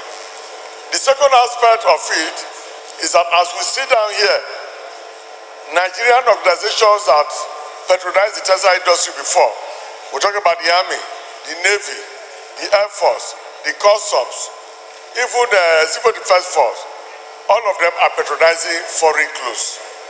So if those heavy users of cotton in Nigeria cannot buy from Nigerian manufacturers, how can the industry survive? Now, let's not forget that this is an industry that employed thousands, hundreds of thousands, if not millions of people in the past, directly, before you talk about indirect benefit that goes to other people. Until this industry got completely destroyed, nobody bothered. It's the same thing that happened to the textile industry, to the auto industry. In the 70s, we had various assembly plants, and they were bringing CKD parts. We were getting close to manufacturing. Then, of course, government policy made it in such a way that importation became more lucrative. And that's what is happening in this industry. So this bill must be holistic. We must do it in a way that will be almost a complete ban on foreign textile, imported textile goods. Or the duty on them will be so high as to give our people advantage. Don't forget that while the man in China is producing with generous electricity, those textile industries in Nigeria don't have electricity. They have to buy diesel to run their generators, which is about 10 times more expensive than generated electricity. So the Nigerian producer has a lot of problems. We must find a way to give the tax incentives. We must find a way to get the textile industry to organize themselves. Once they identify any textile in the country that is illegally imported, of course, they should reach customs so that such things should be seized. Because if you don't do that, Nigerian manufacturers will not be able to produce. Those who manufacture from China, they use the porous border of Nigeria to smuggle these goods into the country. And of course, they sell them at a cheaper price because they don't pay duty. So what am I saying? What I'm saying is that we must have a comprehensive plan to ensure that any smuggled goods into the country is seized and destroyed, just as it's been done to rice, issues of rice now. If we don't do it, we find out the time will come where we will not be able to employ anybody in Nigeria. All our graduates will come from university, there will be no jobs for them to do. We knew where we were in the 70s. The level of manufacturing today is almost zero, and that is because of importation. So we must sit down, Ministry of Finance, Customs, those who control the border, we must sit down to work out a scheme to help Nigerian industry. It must not be only the textile. It should be across board. If we're able to do that, then of course we'll be able to find jobs for our people. But again, once that is done, you would be able to encourage those who are manufacturing abroad to come here, because they know if they set up here, of course they can make profit and then take their profit away as permitted by the laws. But to allow them to be manufacturing abroad, smuggle them in, displace our workers, displace all our industries, and the population of Nigeria is something that we cannot accept. Therefore, this bill must be given due consideration and be approved quickly with those amendments as stated. Thank you very much.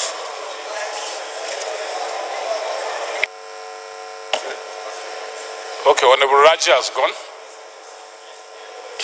So I'll put the question. Honorable Serki Numa, 2 minutes. Thank you, Mr. Speaker, my honorable colleagues. Mr. Speaker, Jerry wants to stop me from contributing for a very obvious reason, because my view will be a little bit divergent from what everybody has been saying. I do share in the philosophy behind this bill, and I want to commend the thought that have gone into this proposal that they finally emanated as a bill. Mr. Speaker, in considering this bill, I think we need to critically diagnose what has led to the current situations regarding the textile industry in Nigeria. A proper analysis of the situations of textile industry in Nigeria will reveal that we found ourselves in this situation that we are today due to very poor policy framework. Of course, it's obvious, and everybody knows it, the textile industry employs a large number of persons, and down the value chain, we have a lot of our compatriot farmers who earn a living, through the production and farming of cotton. And we had ginnery, and eventually we have textile. So large number of persons find employment in the textile industry. And any policy that we can enunciate here that will revive the textile industry will amount to creating the framework to bring back those millions of persons that have been sent out packing back into the into employment. The Nigerian textile industry suffered its fate because of the critical issue of power. Nigeria had gone through a tortuous path due to lack of power. And we know that you cannot have successful textile industry without adequate and reliable power supply. Due to the absence of power supply, the textile factories had to rely on the very expensive generator. Honorable Soba, please thereby completely eroding the profit that is accruable to their operation. And of course, there was the issue of our porous border, where a massive influx of cheap textile material, largely from Southeast Asia, from China, from India, that flooded and have continued to flood the Nigerian market. Honorable Wase, please. Further worsening the Leave the state opposition. of our industry. Leave the opposition alone. My disagreement with this bill, Mr. Speaker, is that we cannot create or we cannot design a bill for every industry. We have the automobile industry that requires support. Of course, we have the value chain in agriculture and so many other segments of the industrial sector. Are we going to create a bill for each segment of the industrial value chain that requires intervention? I think we should be looking at policies. We need policies, proper policies. If the government has a good industrial policy, we should be reviewed from time to time, and we design physical policies and trade policies that will support that particular industry. I think we will be addressing the situation that is peculiar to this industry. We cannot enact a bill today for the textile industry. Are we going to enact a similar bill tomorrow for automobile? Maybe another bill, for the cocoa industry, another bill for the, for factories that are involved in flour mills. Honorable Jenny Olabeso, please. What we need is a policy framework that is dynamic enough and that can accommodate all segments of the industrial sector that will require the intervention of government. In contributing to this bill, I want to say we should be very careful. There's no point this chamber pass bill that perhaps would not have executive assent because the design is faulty. We should come up with policies and maybe bills that I think that are so encompassing and that will stand the test of time, which also will be in line and in tandem with perhaps with the thinking at the executive level of government, so that we don't embark on an exercise in futility, passing bills that end up, in the dustbin or perhaps in the shelves, without being assented or being made operational.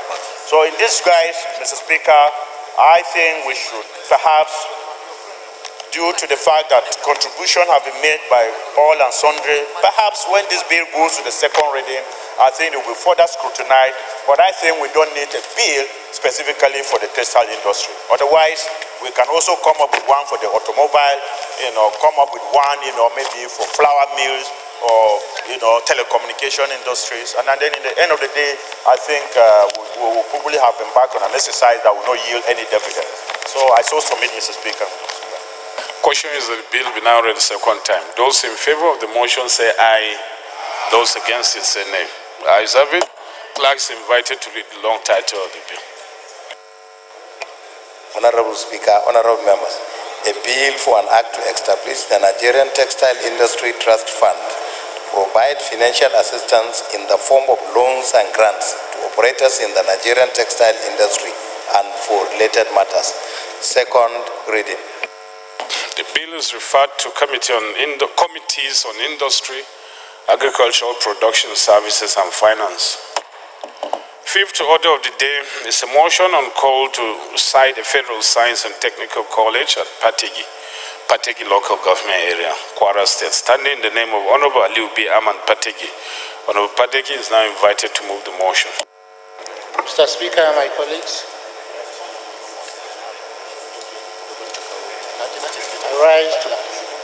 I call a motion on the call to cite a Federal Science and Technical College at Patigi local government, Kwara State. The House notes that the Federal Ministry of Education plans to establish more Federal Science and Technical colleges in the country, particularly in Kwara and Kogi states, to further enhance science and technical education, acquisition of practical and applied skills, as well as basic scientific knowledge for national development.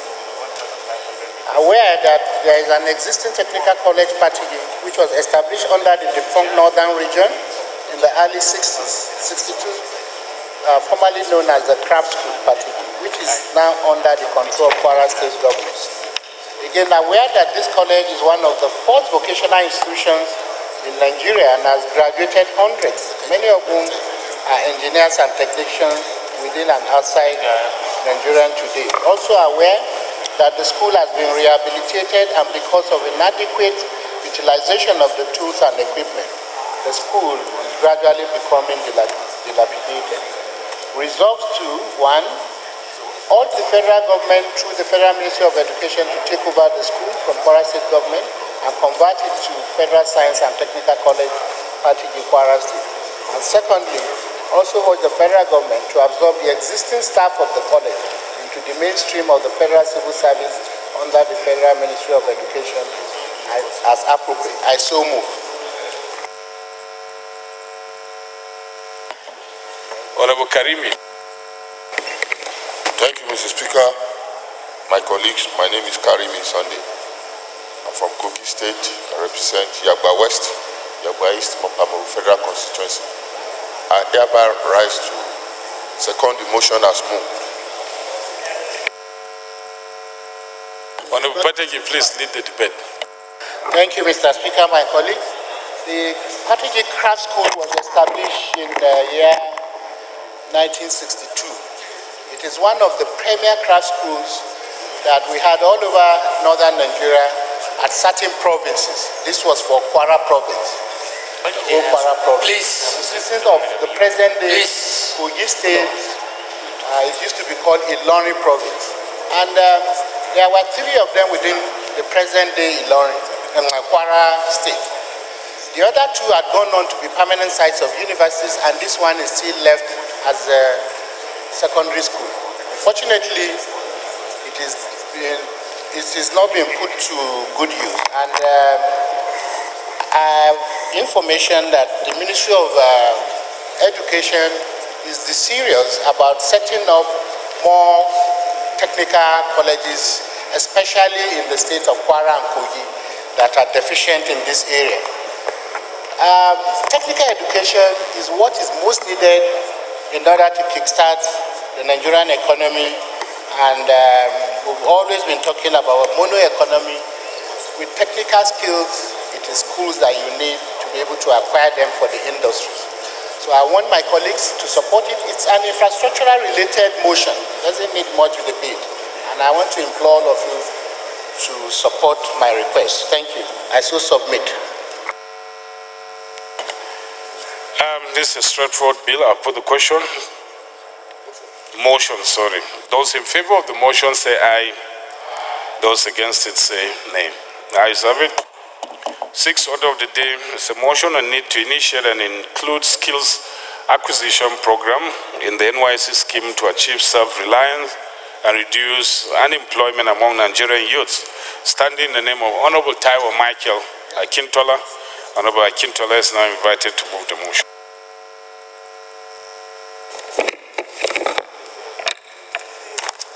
Thank you, Honorable Speaker.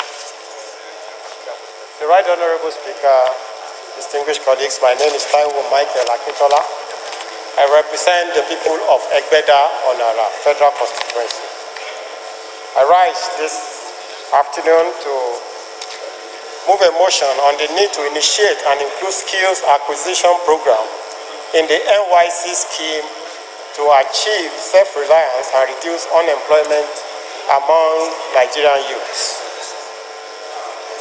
The House notes that the National Youth Service Corps was established to, among other things, develop the Nigerian youth and Nigeria into a dynamic and great economy, and with the objectives of enabling Nigerian youth to acquire skills for self-reliance.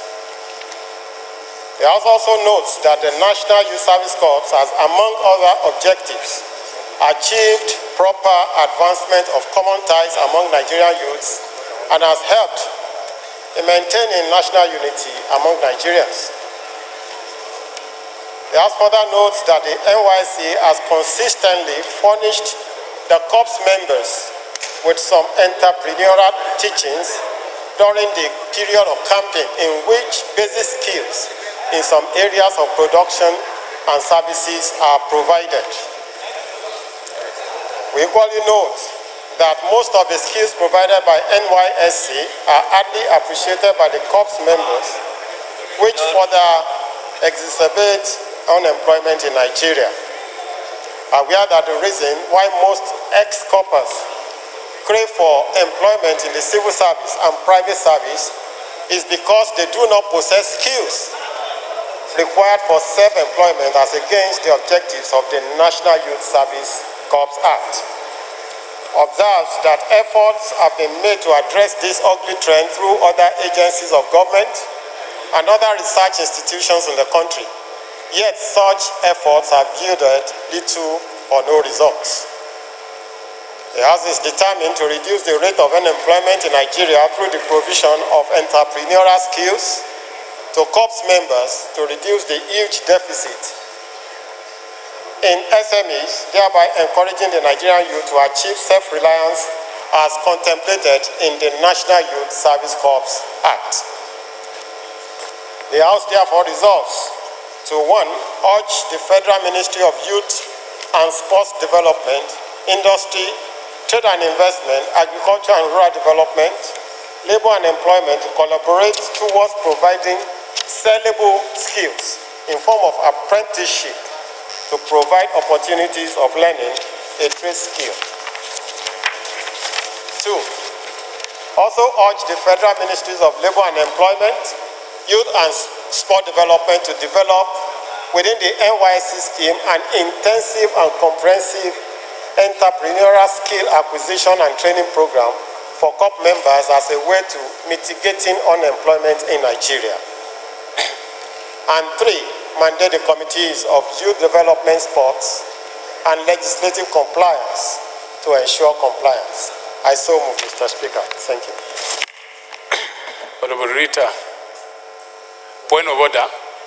Okay, Honorable Rita. Thank you, Right Honorable Speaker and distinguished colleagues. My name is Rita Orji, member representing Ajeromi Fellow the Federal Constituency. Mr. Speaker, I'm coming under Order 9, Rule 6, and will crave your indulgence to allow me read. It shall be out of order to attempt to reconsider any specific questions upon which the House has come to a conclusion during the current session, except on substantive motion for recession. Mr. Speaker, I'm coming under this order because this same motion has been brought to this House by myself, and it was cleared, discussed here, that the 10,000 that was being deducted from the allowances of the youth corpers during the time they are in orientation camp, that the 2 weeks skills provided with such amounts are not enough.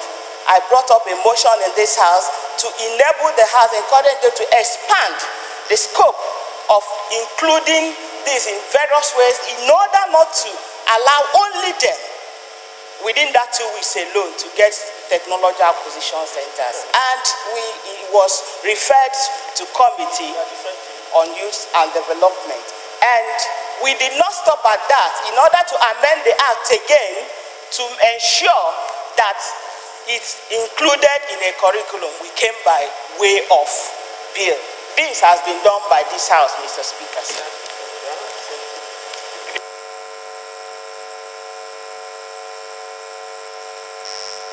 So I think I'll leave it for rules and business to resolve that. We step it down. After you have resolved it down, you advise us as to how to proceed. So, rules and business, please note. The 7th order of the day, honorable colleagues, a motion on need to check the sale and consumption of artificially refined fruits, standing in the name of Honorable Edward Gyang Pajok. Honorable Pajok is invited to move the motion. Thank you, Honorable Speaker, honorable colleagues. Mr. Speaker, my name is Edward Pajok. I represent the South, the East constituency of Plateau State. Mr. Speaker, may I move for the need to check the sale and consumption of artificially ripened fruits. the House notes the reported cases of ripening of fruits with calcium carbide in Nigeria. Disturbed that in a bid to make inordinate profit and capitalize on the huge national demand for fruits, especially mango, banana, plantain, and oranges, fruit dealers use a chemical, calcium carbide, to ripen fruits. Worried that these acts are reported to cause serious health problems because of their radioactive elements, thus causing cancer. Further worried that the National Agency for Food and Drug Administration and Control, NAFDAC, have warned Nigerians to shun the consumption of fruits ripened with calcium carbide. Disturbed that the application of the noxious chemicals is done by farmers and or sellers without the knowledge of innocent buyers and consumers who take fruits because of its nutritional value. The House resolves to 1.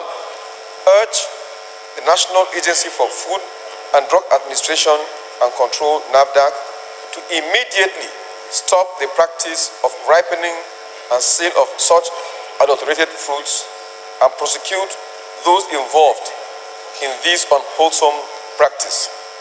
2. Also urge NAFDAC and the National Orientation Agency to immediately carry out a massive public enlightenment campaign to sensitize members of the public on this menace. And 3. Mandate the Committee on Healthcare Services to investigate and report back to the House within 4 weeks for further legislative action. I so move, Mr. Speaker. Any seconder? Honorable Udende. Thank you, Mr. Speaker. My dear colleagues, my name is Emmanuel Memga Udende. I represent Kasnara Okum, Logo Federal Constituency. I'm from Benue State. I stand to second the motion as moved by Chairman Human Rights. I so second. Honorable Pajok, please lead the debate. Thank you, Mr. Speaker. I will just briefly say a few words to allow my colleagues to also take a bite at this very important issue, Mr. Speaker. Mr. Speaker, I was jolted about a week ago, precisely on the 9th of April this month, with a front page story in the Daily Trust, which reported on this issue. Mr. Speaker, it seems as if the issue is very, very rampant all over Nigeria, because I did some further investigation and research and discovered that NAFDAC itself had even come out with a statement warning about the danger of this practice, because most of the fruits that are being sold, even here in Abuja and many cities in Nigeria, are chemically ripened.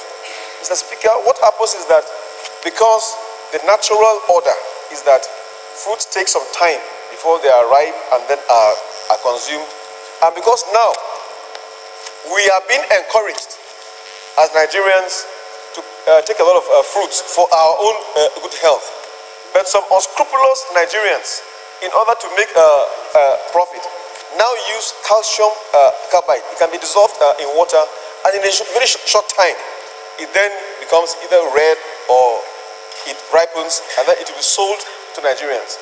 Mr. Speaker, this is very, very dangerous, because calcium carbide is also the element used even for welding. So you can imagine something that is being used for welding. So people are consuming it into their own system. Mr. Speaker, this is one of the reasons why cancer is on the rise in Nigeria, affecting not only older people, but even youth. When you have people that are 20 years or 25 years suffering from cancer, the question to ask is, how come they are not afflicted with this disease? Mr. Speaker, it is from the food that Nigerians eat. That's why cancer is now on the upsurge in the country. And now that it has been discovered that people are ripening fruits by using this kind of chemicals, that is calcium carbide, Mr. Speaker, we need to speak out with one voice as a house to save no Nigerians. Mr. Speaker, I even Googled it. I found out that if you put calcium carbide in a bottle of Coke and mix it with Coke or water, it will even explode. That's to show you the danger of calcium carbide. Meanwhile, it is being used to mix in order to ripen fruits for Nigerians to consume.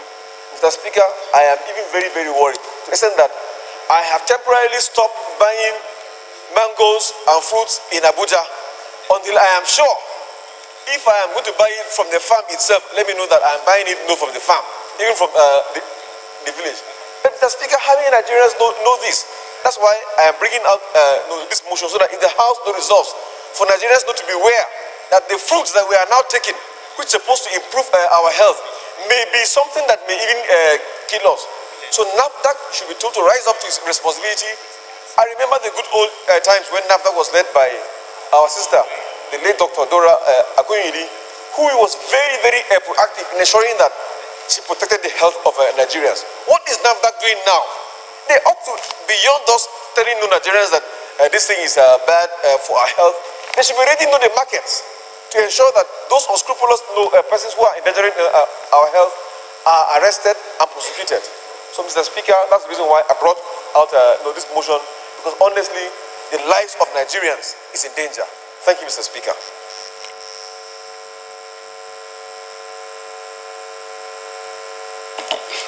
Rules and business. Thank you, Mr. Speaker. Okay, Jeff. I represent the good people of Buruku. My dear colleagues, I'm from Benue State. Mr. Speaker, when I read this report, it hit me like a thunderbolt.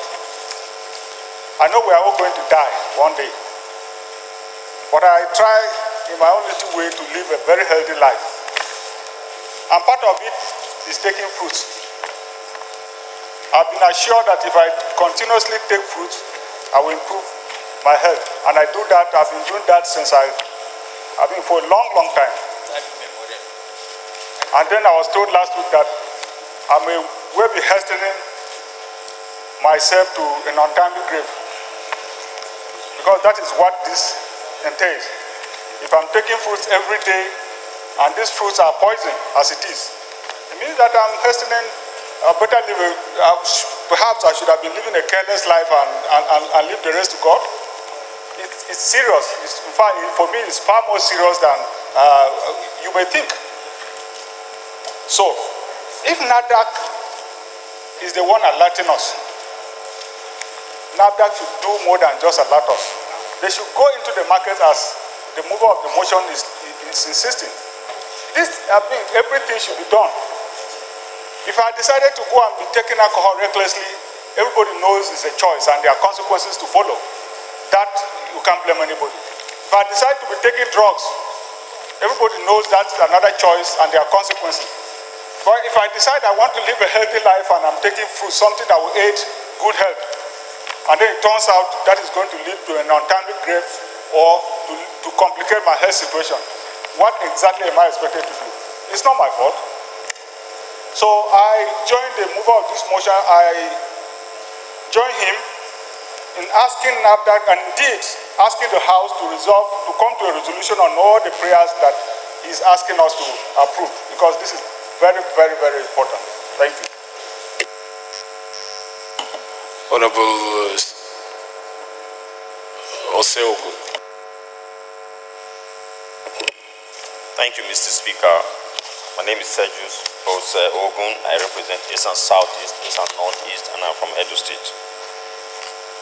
Mr. Speaker, I want to appreciate my brother, Edward Kwajok, for this motion. This is a motion I probably would have even brought to this house, because I have experienced this firsthand. In my constituency farm, I had neighbors that had to vacate the place. I got there one morning, I saw that they cut down mango trees and they harvested all the unripe mangoes and they were all stacked somewhere. And I queried why it was like that, and they said to me, they just want to send it to the market. I said, but did you have to cut down the tree for this to happen? Then somebody told me they were going to put them somewhere and put this calcium carbide to hasten its ripening. It turned out I had to go back there later in the day with my colleague, Honorable Joe John Way, and our senator. And I got there, they covered it with a tarpaulin, massive stock. And they told me that's the process. Then to add again, I like buying banana, like Chairman Rules and Business said. They say we should eat fruits, that is good for us. And in my own part of the world, you see women hawking bananas in trucks, in wheelbarrows. So I like it when I see it fresh, compared to where I live in the city. You see them with all manner of things, but I thought I was coming for the farm. My sister said to me, this is the process of ripening it. They use carbide. Then I also read somewhere on the internet where somebody was visiting the country, is a Nigerian, bought roasted plantain, commonly known as bole. He ate it and he had serious stomach upset. And they say he had a piece left. He shared with the driver and his orderly, he had a piece left. So when they were treating him, and then they took that piece and they checked, and they discovered what we are discussing today. It was ripened with carbide. So, Mr. Speaker, my contribution here really is not enough for us to just take this motion and say, maybe chairman, committee on health services to look into this. NAFDAC, as they are constituted today, are they well positioned to take care of these things? The other day I brought a motion on water, plastic bottles and all. I don't know if anything has been done. We have done our bit by saying it. But should we just leave it there? We have NDLEA combing the bushes for marijuana and all. Can't NAFDAC have a team that will go around farms to check some of these things? If they are all in offices in Lagos and in Abuja, how can we check this? Well, they can also tell you they don't have budget for it. But we are talking about lives of Nigerians here. We are talking about tourism. We expect foreigners to come here and eat our food and be able to recommend it to others. But how many foreigners will want to be poisoned here? What about even Nigerians? We say life is difficult in Nigeria. Then you now work hard, earn money, and go and use it to buy poison that will destroy you. So I also like the second prayer here about NOA, disseminating this information. And if you remember, I had a bill here on the need to get them to get their money on the first line charge. Because the NOA I know growing up will go around with a megaphone and announce to people. So those that know will tell those that do not know. Those that heard will tell those that didn't hear. But they are not the same today. And they will put it down to funding. So the point I am making here again, Mr. Speaker, if I might emphasize this, it shouldn't just be a recommendation to the committee. Maybe we need to check NAFDAC the way they are set up today. If they need to be funded, we should do that. If we need to give them directive to go down to the root of these things, we should do that. People are cooking water behind their houses in dirty environment. They are manufacturing brandy and everything in their houses. And we come here, we read it out, we say NAFDAC, they are not doing anything. So I just don't want this motion to go down the same way with previous ones, and we are here, we don't know what we are consuming, and we are helping to quicken the day we go to our grave. Like Chairman Rules and Business said, yeah, we will all die. Very well so. But there's a responsibility on the part of government to ensure that the regulatory bodies they have set up do their work. But that is not happening today. And as a house, we should strengthen this. Thank you, Mr. Speaker. My honorable colleagues, I urge us to support this motion. Honorable Abiente. Thank you very much, Mr. Speaker. I remain Awaji Nombeg Dagomie Abiante. I represent Andoni Opobo, Nkoro Federal Constituency of Rivers State. Mr. Speaker, I want to commend my friend and my brother who has brought this before us. It shows that we follow the trend. We are in tune with what is happening. Not too long ago, we recall that we had to look into certain substances as they relate to Fanta and Sprite. We have also been asked to look at issues of water. Now, we are getting there gradually, Mr. Speaker. Mr. Speaker, we have an agency that is responsible to ensure that that which we take in as food is indeed food and not poison. But over time, even in the structure, the administrative structure of NAFDAC, what has it been like? That agency, as effective as they had been, as effective as what they can do, has always been skewed towards the component of drug, with little or no attention paid to the second arm, which is the food aspect. Food is also equivalent to drug in most cases. What we are talking about is simple respiratory process that is being hastened. If you want to hasten the respiratory processes of these fruits, the fruits themselves must be matured. But the danger here is we tend to harvest these fruits when they are not matured.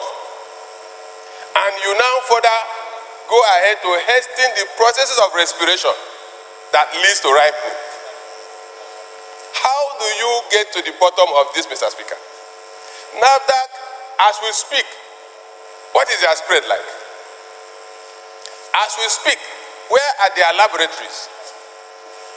How do we ascertain that what we are arguing about is real? NAFDAC needs to restructure. NAFDAC needs to be empowered. It will not just stop at the ripening of fruits. The water that we consume every day, are we sure of the quality?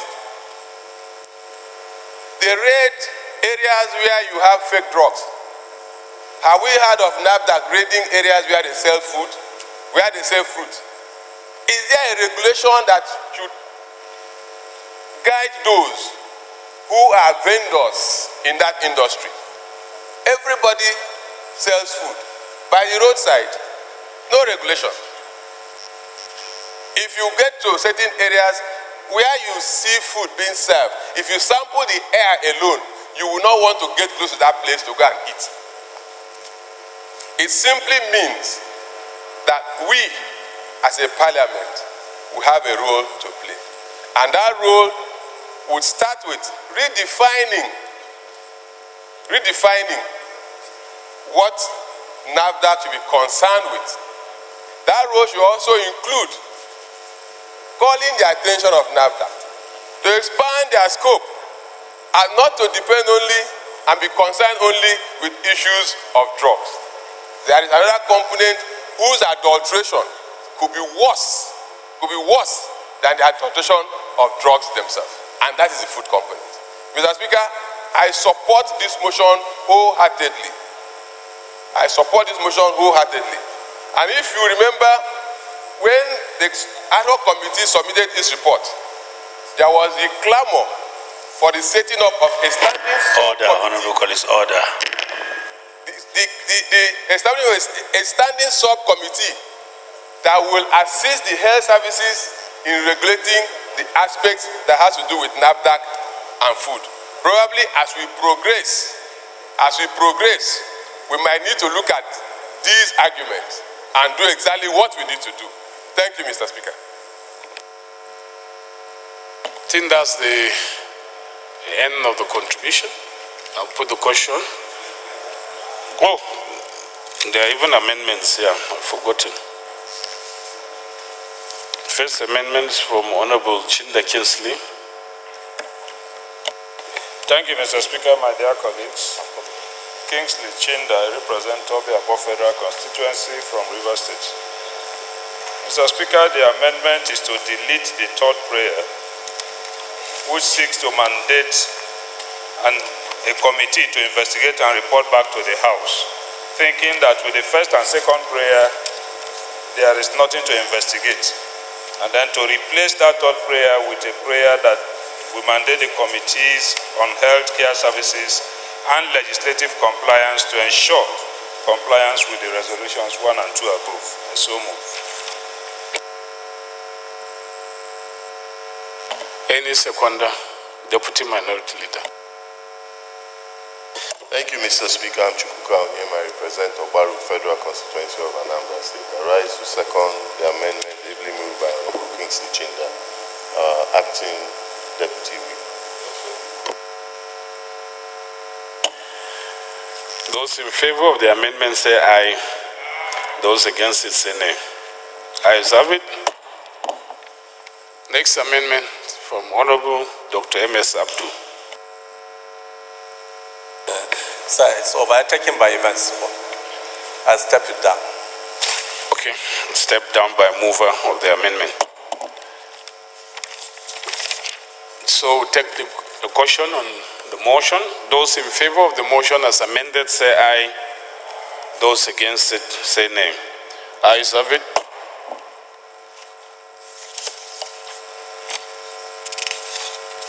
Eighth order of the day is consideration of report of the Committee on Power and Public Procurement on need to investigate the sale of Power Holding Company of Nigeria, PHCN, non-core assets and scraps. Honorable members will recall that on Tuesday, 27 March 2018, the House and the Committee of the Whole deferred consideration of the report and recommit the report back to the committees to re-examine and report back. Honorable Daniel Asuko is now invited to brief the House on the matter. Honorable Daniel Asuko, did you drop down from heaven? Honorable Speaker, distinguished colleagues, my name is Honorable Dan Asuko. I represent Akam Kwabias Federal Constituency, and I'm from Cross River State. Mr. Speaker, this is a report of the Committee on Power. We move that this House do consider the report of the Committee on Power and Public Procurement on need to investigate the sale of the Power Holding Company of Nigeria, non-core assets and scraps, and approve the recommendations therein.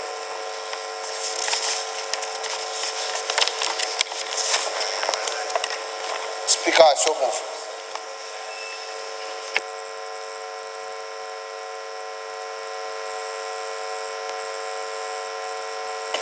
Seconder, Honorable UK. Thank you, Mr. Speaker. My name is Azolo Ukeri. I represent Agrata Federal Constituency. I'm from Anambra State. I stand to second the motion for consideration of reports as moved by the Chairman of Power. I so second, Mr. Speaker.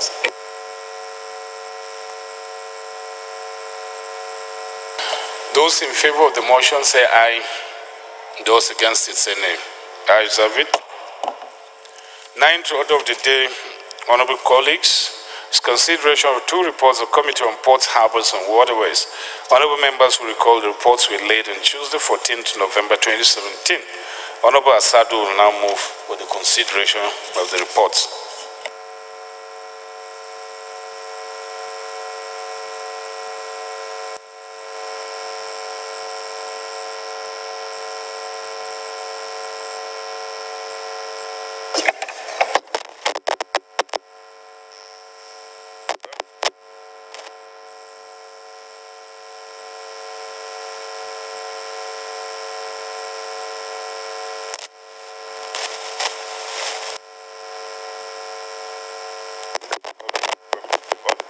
Harbors and waterways on a plea for an act to repeal the National Inland Waterways Authority Act Cap 47, Laws of Federation 2004, and to reenact the Nigerian Inland Waterways Bill, establish the Nigerian Inland Waterways Authority to provide for the management, regulation, and development of Nigerian Inland Waterways, and to provide for private sector participation in development of Nigerian Inland Waterways, and for related matters, House Bill 267 and 854, and approve recommendations therein. I so move, Mr. Speaker. Any seconder? Seconder, Honorable, all of you are seated out of your seats. I think the only person is, I don't know who is, Kurfi is out of his seat. Honorable Lawal. Thank you, Mr. Speaker. My name is Lawal Abubakar. represent the people of Yola North, Yola South. I rise to second the motion ably moved by Asado, and I so second. Those in favor of the motion say aye. Those against it say nay. Ayes have it.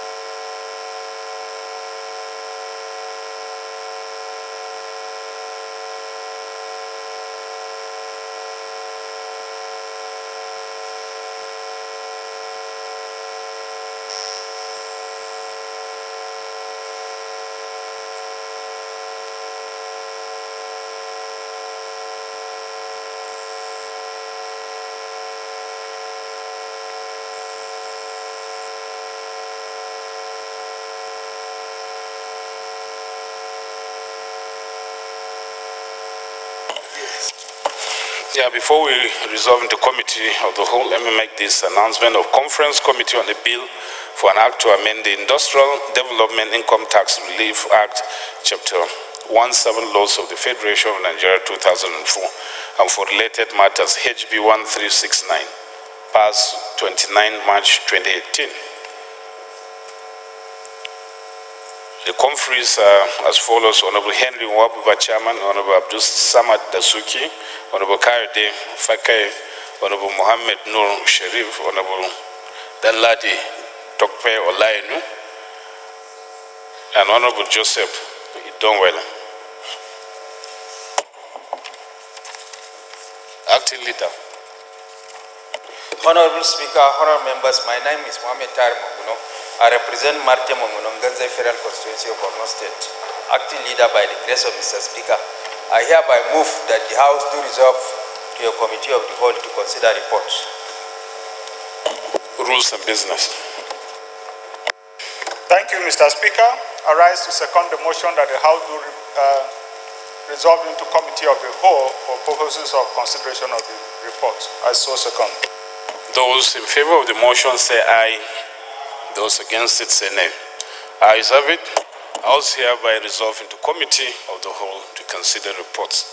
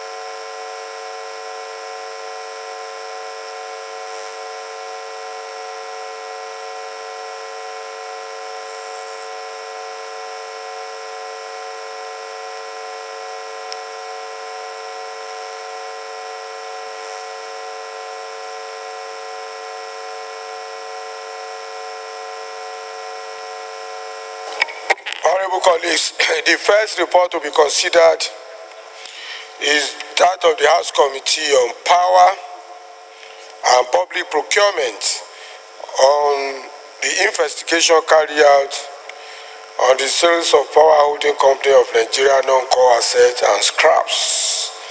House Resolution 168/2017. And I invite the Chairman of the Committee on Power to speak to the report.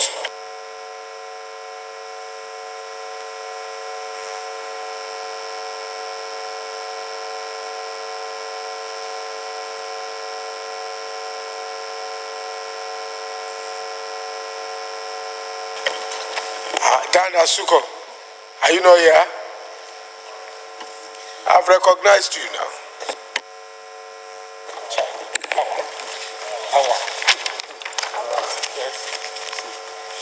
Chairman, my honorable colleagues, may recall that the House on Tuesday, 27 March 2018, deferred consideration of the report of the Committees on Power and Public Procurement on the need to investigate the sale of Power Holding Company of Nigeria, non-core assets and scraps, and recommitted the reports to the committees to re-examine and report back.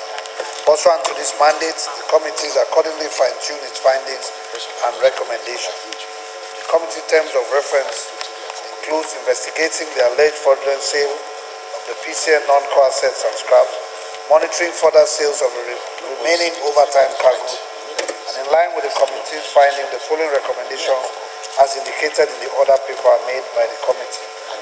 Equally request the House to approve same to avoid further loss of revenue to government through stealing of scraps and overtime cargoes as reported late. On behalf of my Joint Committee on Power and Public Procurement, I wish to thank the House for an opportunity that will be given to us, has been given to us to serve. Thank you.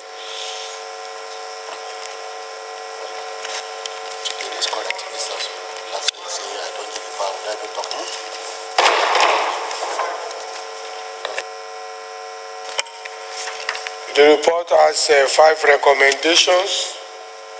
We therefore go ahead to approve the recommendation. Recommendation 1, recommendation 2, recommendation 3, recommendation 4, recommendation 5. The next report to be considered is that of the House Committee on Ports, Harbors and Waterways on a bill for an act to repeal the National Inland Waterways Authority Act, Chapter N 47, Laws of the Federation of Nigeria 2004, and to enact the Nigeria Inland Waterways Act, establish the Nigeria Inland Waterways Authority to provide for the management, regulation, and development of Nigeria inland waterways and to promote private sector participation in development of Nigeria inland waterways in Nigeria and for other related matters. House Bills 267 and 854. I now invite the Chairman House Committee on Ports, Harbors and Waterways to speak to the report. Thank you, Mr. Chairman.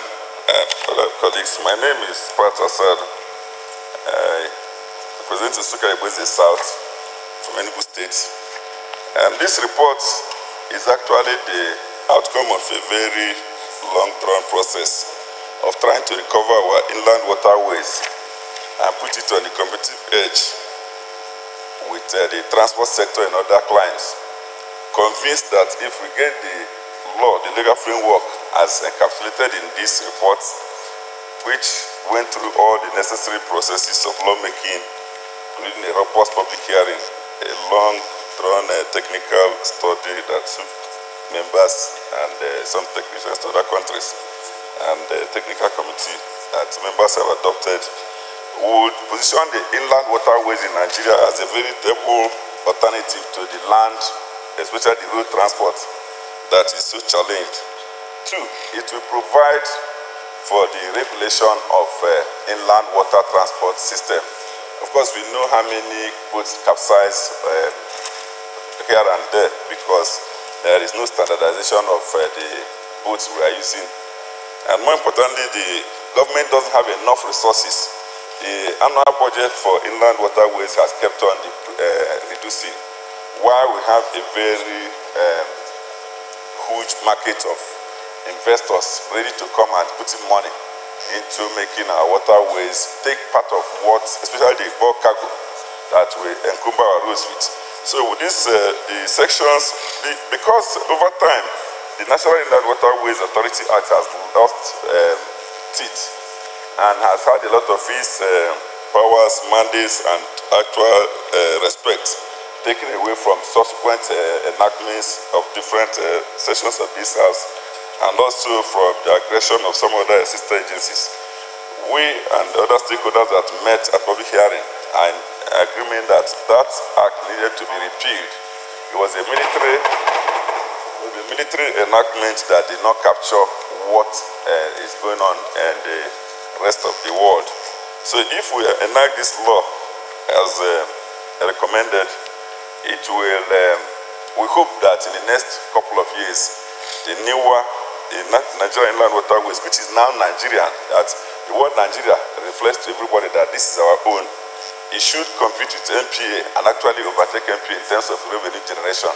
Because all those companies that have come to try to invest in Nigeria discovered that the inland waterways were not secure, they were not regulated, there was no standard, there was no protection for their own investment.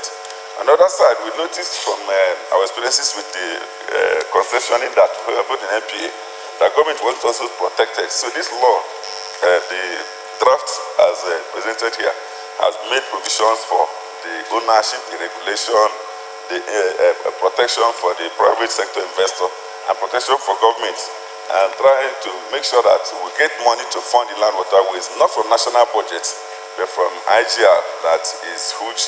And also we make a few of the agencies that are using land waterways are not paying because they hide under so many different regulations come under review. So I pray that this committee of whole look at the different clauses which are well studied and well accepted by industry practitioners and the private sector to have a brand new Nigerian Inland Waterways Act, establish an authority just like the NPA to provide for the management, regulation and development of Nigerian Inland Waterways and promote private sector participation, which is key in the development of the Nigerian Inland Waterways in Nigeria and for other related matters as presented.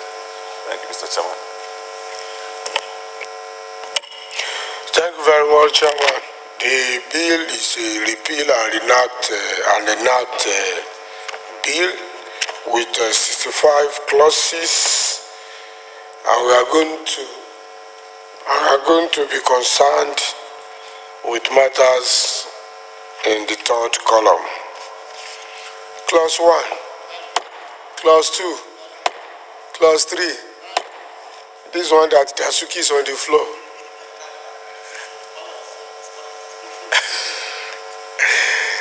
Clause 3 carry Clause 4, Clause 5, Clause 6, Clause 7, Clause 8, Clause 9, Clause 10, Clause 11, Clause 12, Clause 13, Clause 14, Clause 15, Clause 16, Clause 17, Clause 18, Clause 19, Clause 20, Clause 21, Clause 22, Clause 23, Clause 24, Clause 25, Clause 26, Clause 27, Clause 28, Clause 29, Clause 30, Clause 31, Clause 32, Clause 33, Clause 34, Clause 35, Clause 36, Clause 37, Clause 38, Clause 39, Clause 40, Clause 41, Clause 42. There is no longer current. Clause 44, Clause 45, Clause 46, Clause 47, Clause 48. Honorable Jide Akiloye, are you just waking up? Clause 49, Clause 50, Clause 51, Clause 52, Clause 53, Clause 54, Clause 55, Clause 56, Clause 57, Clause 58, Clause 59, Clause 60, Clause 61, Clause 62, Clause 63, Clause 64, Short Title, Clause 65, First Schedule, Second Schedule, Third Schedule, Fourth Schedule, Explanatory Memorandum, long title of the bill.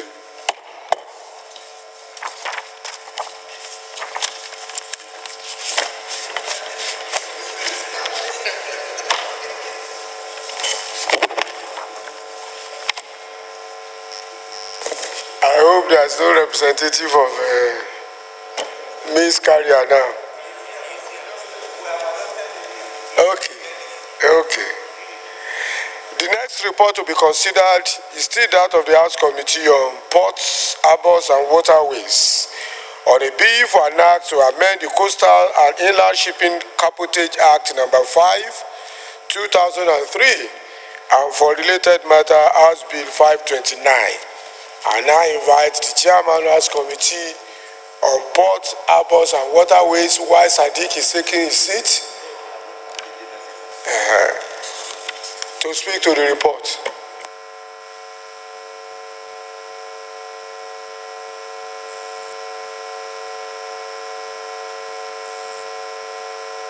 Chairman, Ports, Harbours and Waterways. Thank you, my chair. This is an amendment bill aimed at primarily protecting the underdeveloped Nigerian capacity for our own people to compete in the fisheries and fishing industry because of lack of capital, lack of technology, lack of exposure. The same as the foreign vessel owners, especially from a particular part of the world, who engage in commercial fishing activities, sometimes unscrupulously in this country, and freight away the proceeds away. At the same time, depriving our people of gainful employment. And we have an authority that all the fish, especially the prime fishes that are barred from being fished upon, being devoured in other parts of the climb, are being harvested without regulation in Nigeria. And Nigeria seems to have the best fish species in the world for now, but that can only be sustained, and our industrialists who are interested in this line of trade encourage if a bill like this that will provide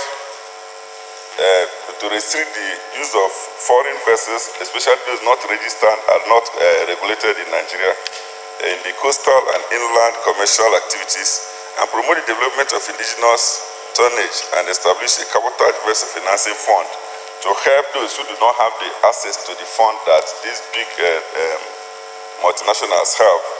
And we also have gone through a rigorous process of eliciting the input of critical stakeholders, including, of course, those with foreign backgrounds who have been more or less a menace to that industry. So the objectives of this amendment is to restrict the use of foreign vessels in coastal and inland commercial activities in Nigeria, promoting the development of indigenous tonnage and capacity, which is in keeping to also our local content act, establish a cabotage financing fund to help those who cannot compete, and most of Nigerian vessel owners have absolutely no chance against Indians and other bigger operators, and to regulate the vessels or craft used in coastal and inland commercial activities.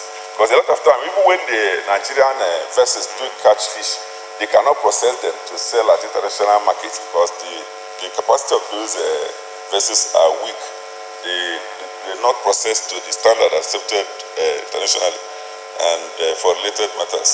So we have gone through this, and we just amended the clauses that will help Nigeria, like it's done in other countries, to get our own fishing industry to take off, because that's a huge capital flight too. That's a big employment opportunity that will arise when Nigerian trawlers, Nigerian-owned and registered trawlers are able to compete with these foreign multinationals.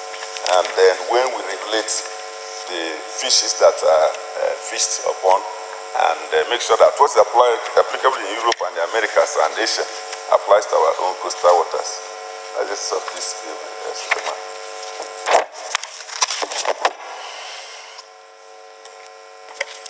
Thank you, Chairman. Other than few members of the floor who are regular members, you command the attendance of a few ones, like Ajana, like Dasuki, Even Idris Wase. So, parts.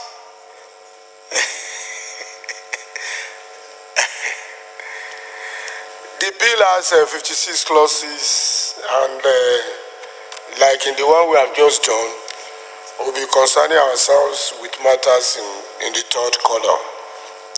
Clause 1, Clause 2, Clause 3, Clause 4, Clause 5, Clause 6, Clause 7, Clause 8, Clause 9, Clause 10, Clause 11, Clause 12, Clause 13, Clause 14, Clause 15, Clause 16, Clause 17,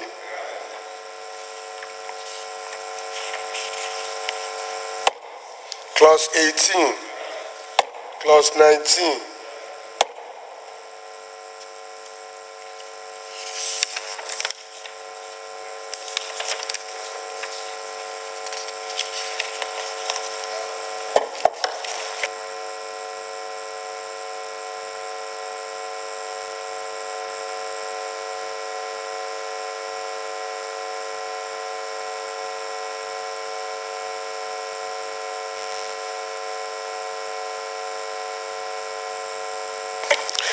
The numbering might not be strictly correct. At 17, we don't have clause 18, 19, and 20.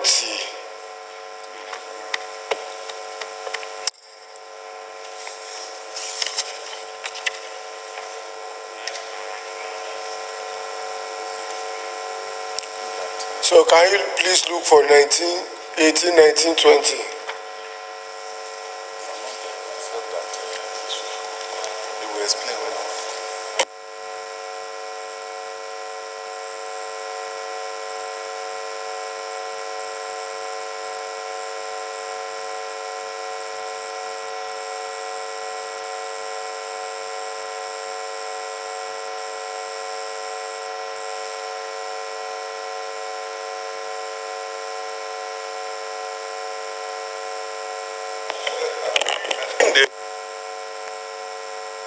Were not of interest that were retained. Really, it's really me to agree. That's what he's explained to me. So they should bring it where we can. They can bring it now while we are going to the other ones. Get since there are no amendments there, but we need to see them.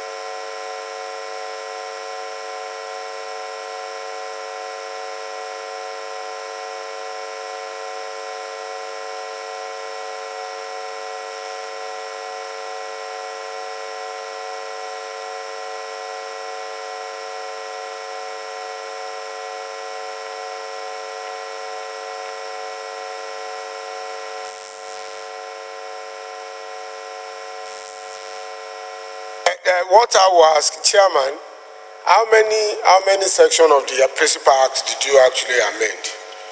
Because that is how we can get out of it. Chairman, how many sections of the Principal Act did you actually amend?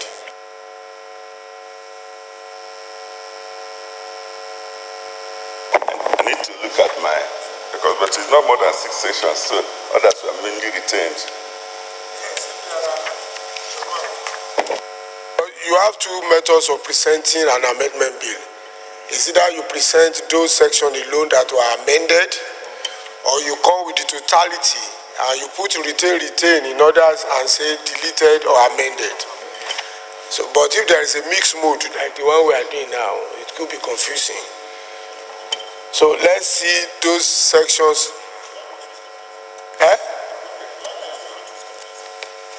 No, it's not. It's not complete. My own is, I was the one who noticed it now. 18, 19, 20 are not there. I'm just saying this one now. The one you gave me now. It's complete. Okay, it's true. It's true. 18, okay.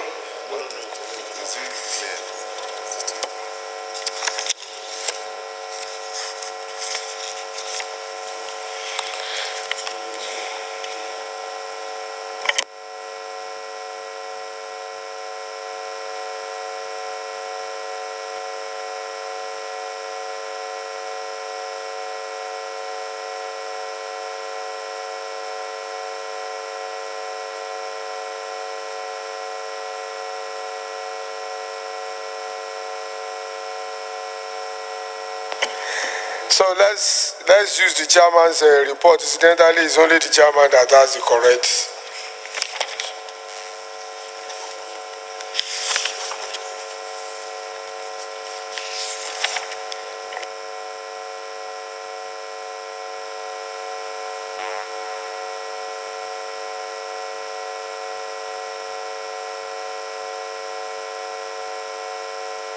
No, everything cannot be carried over. The one given to me by the chairman has 65 clauses. I should carry this. Okay, this new one has 65 clauses. With the benefit of doubt, we are on clause 18. I know. We have to pass it all over. Let's continue from clause 18, 19, 20, 21, 22, 23, 24.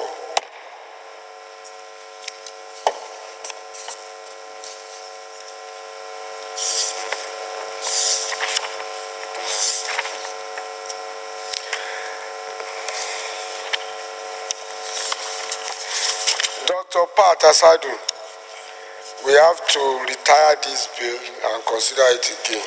The numbering is confusing. Even the one you gave to me. Please, for the sake of our records, please, this particular one is confusing. So please, we have to step down this. And I will implore the chairman to please specifically list this for Tuesday consideration. It should be the first on our consideration of reports. Please. It's also empty.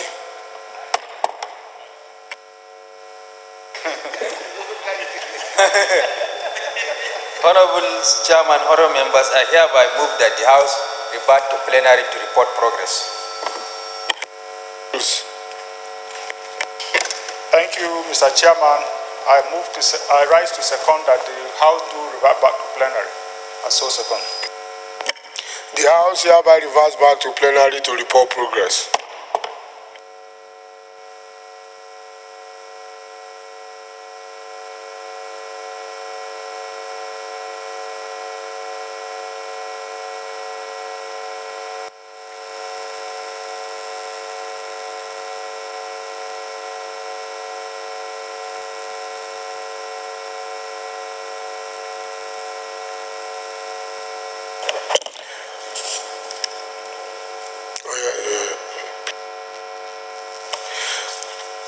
Honorable colleagues, the House in the Committee of the Whole considered the report of the Committee on Power and Public Procurement on need to investigate the sale of Power Holding Company of Nigeria PACN non-core assets and scraps and approved the recommendation therein.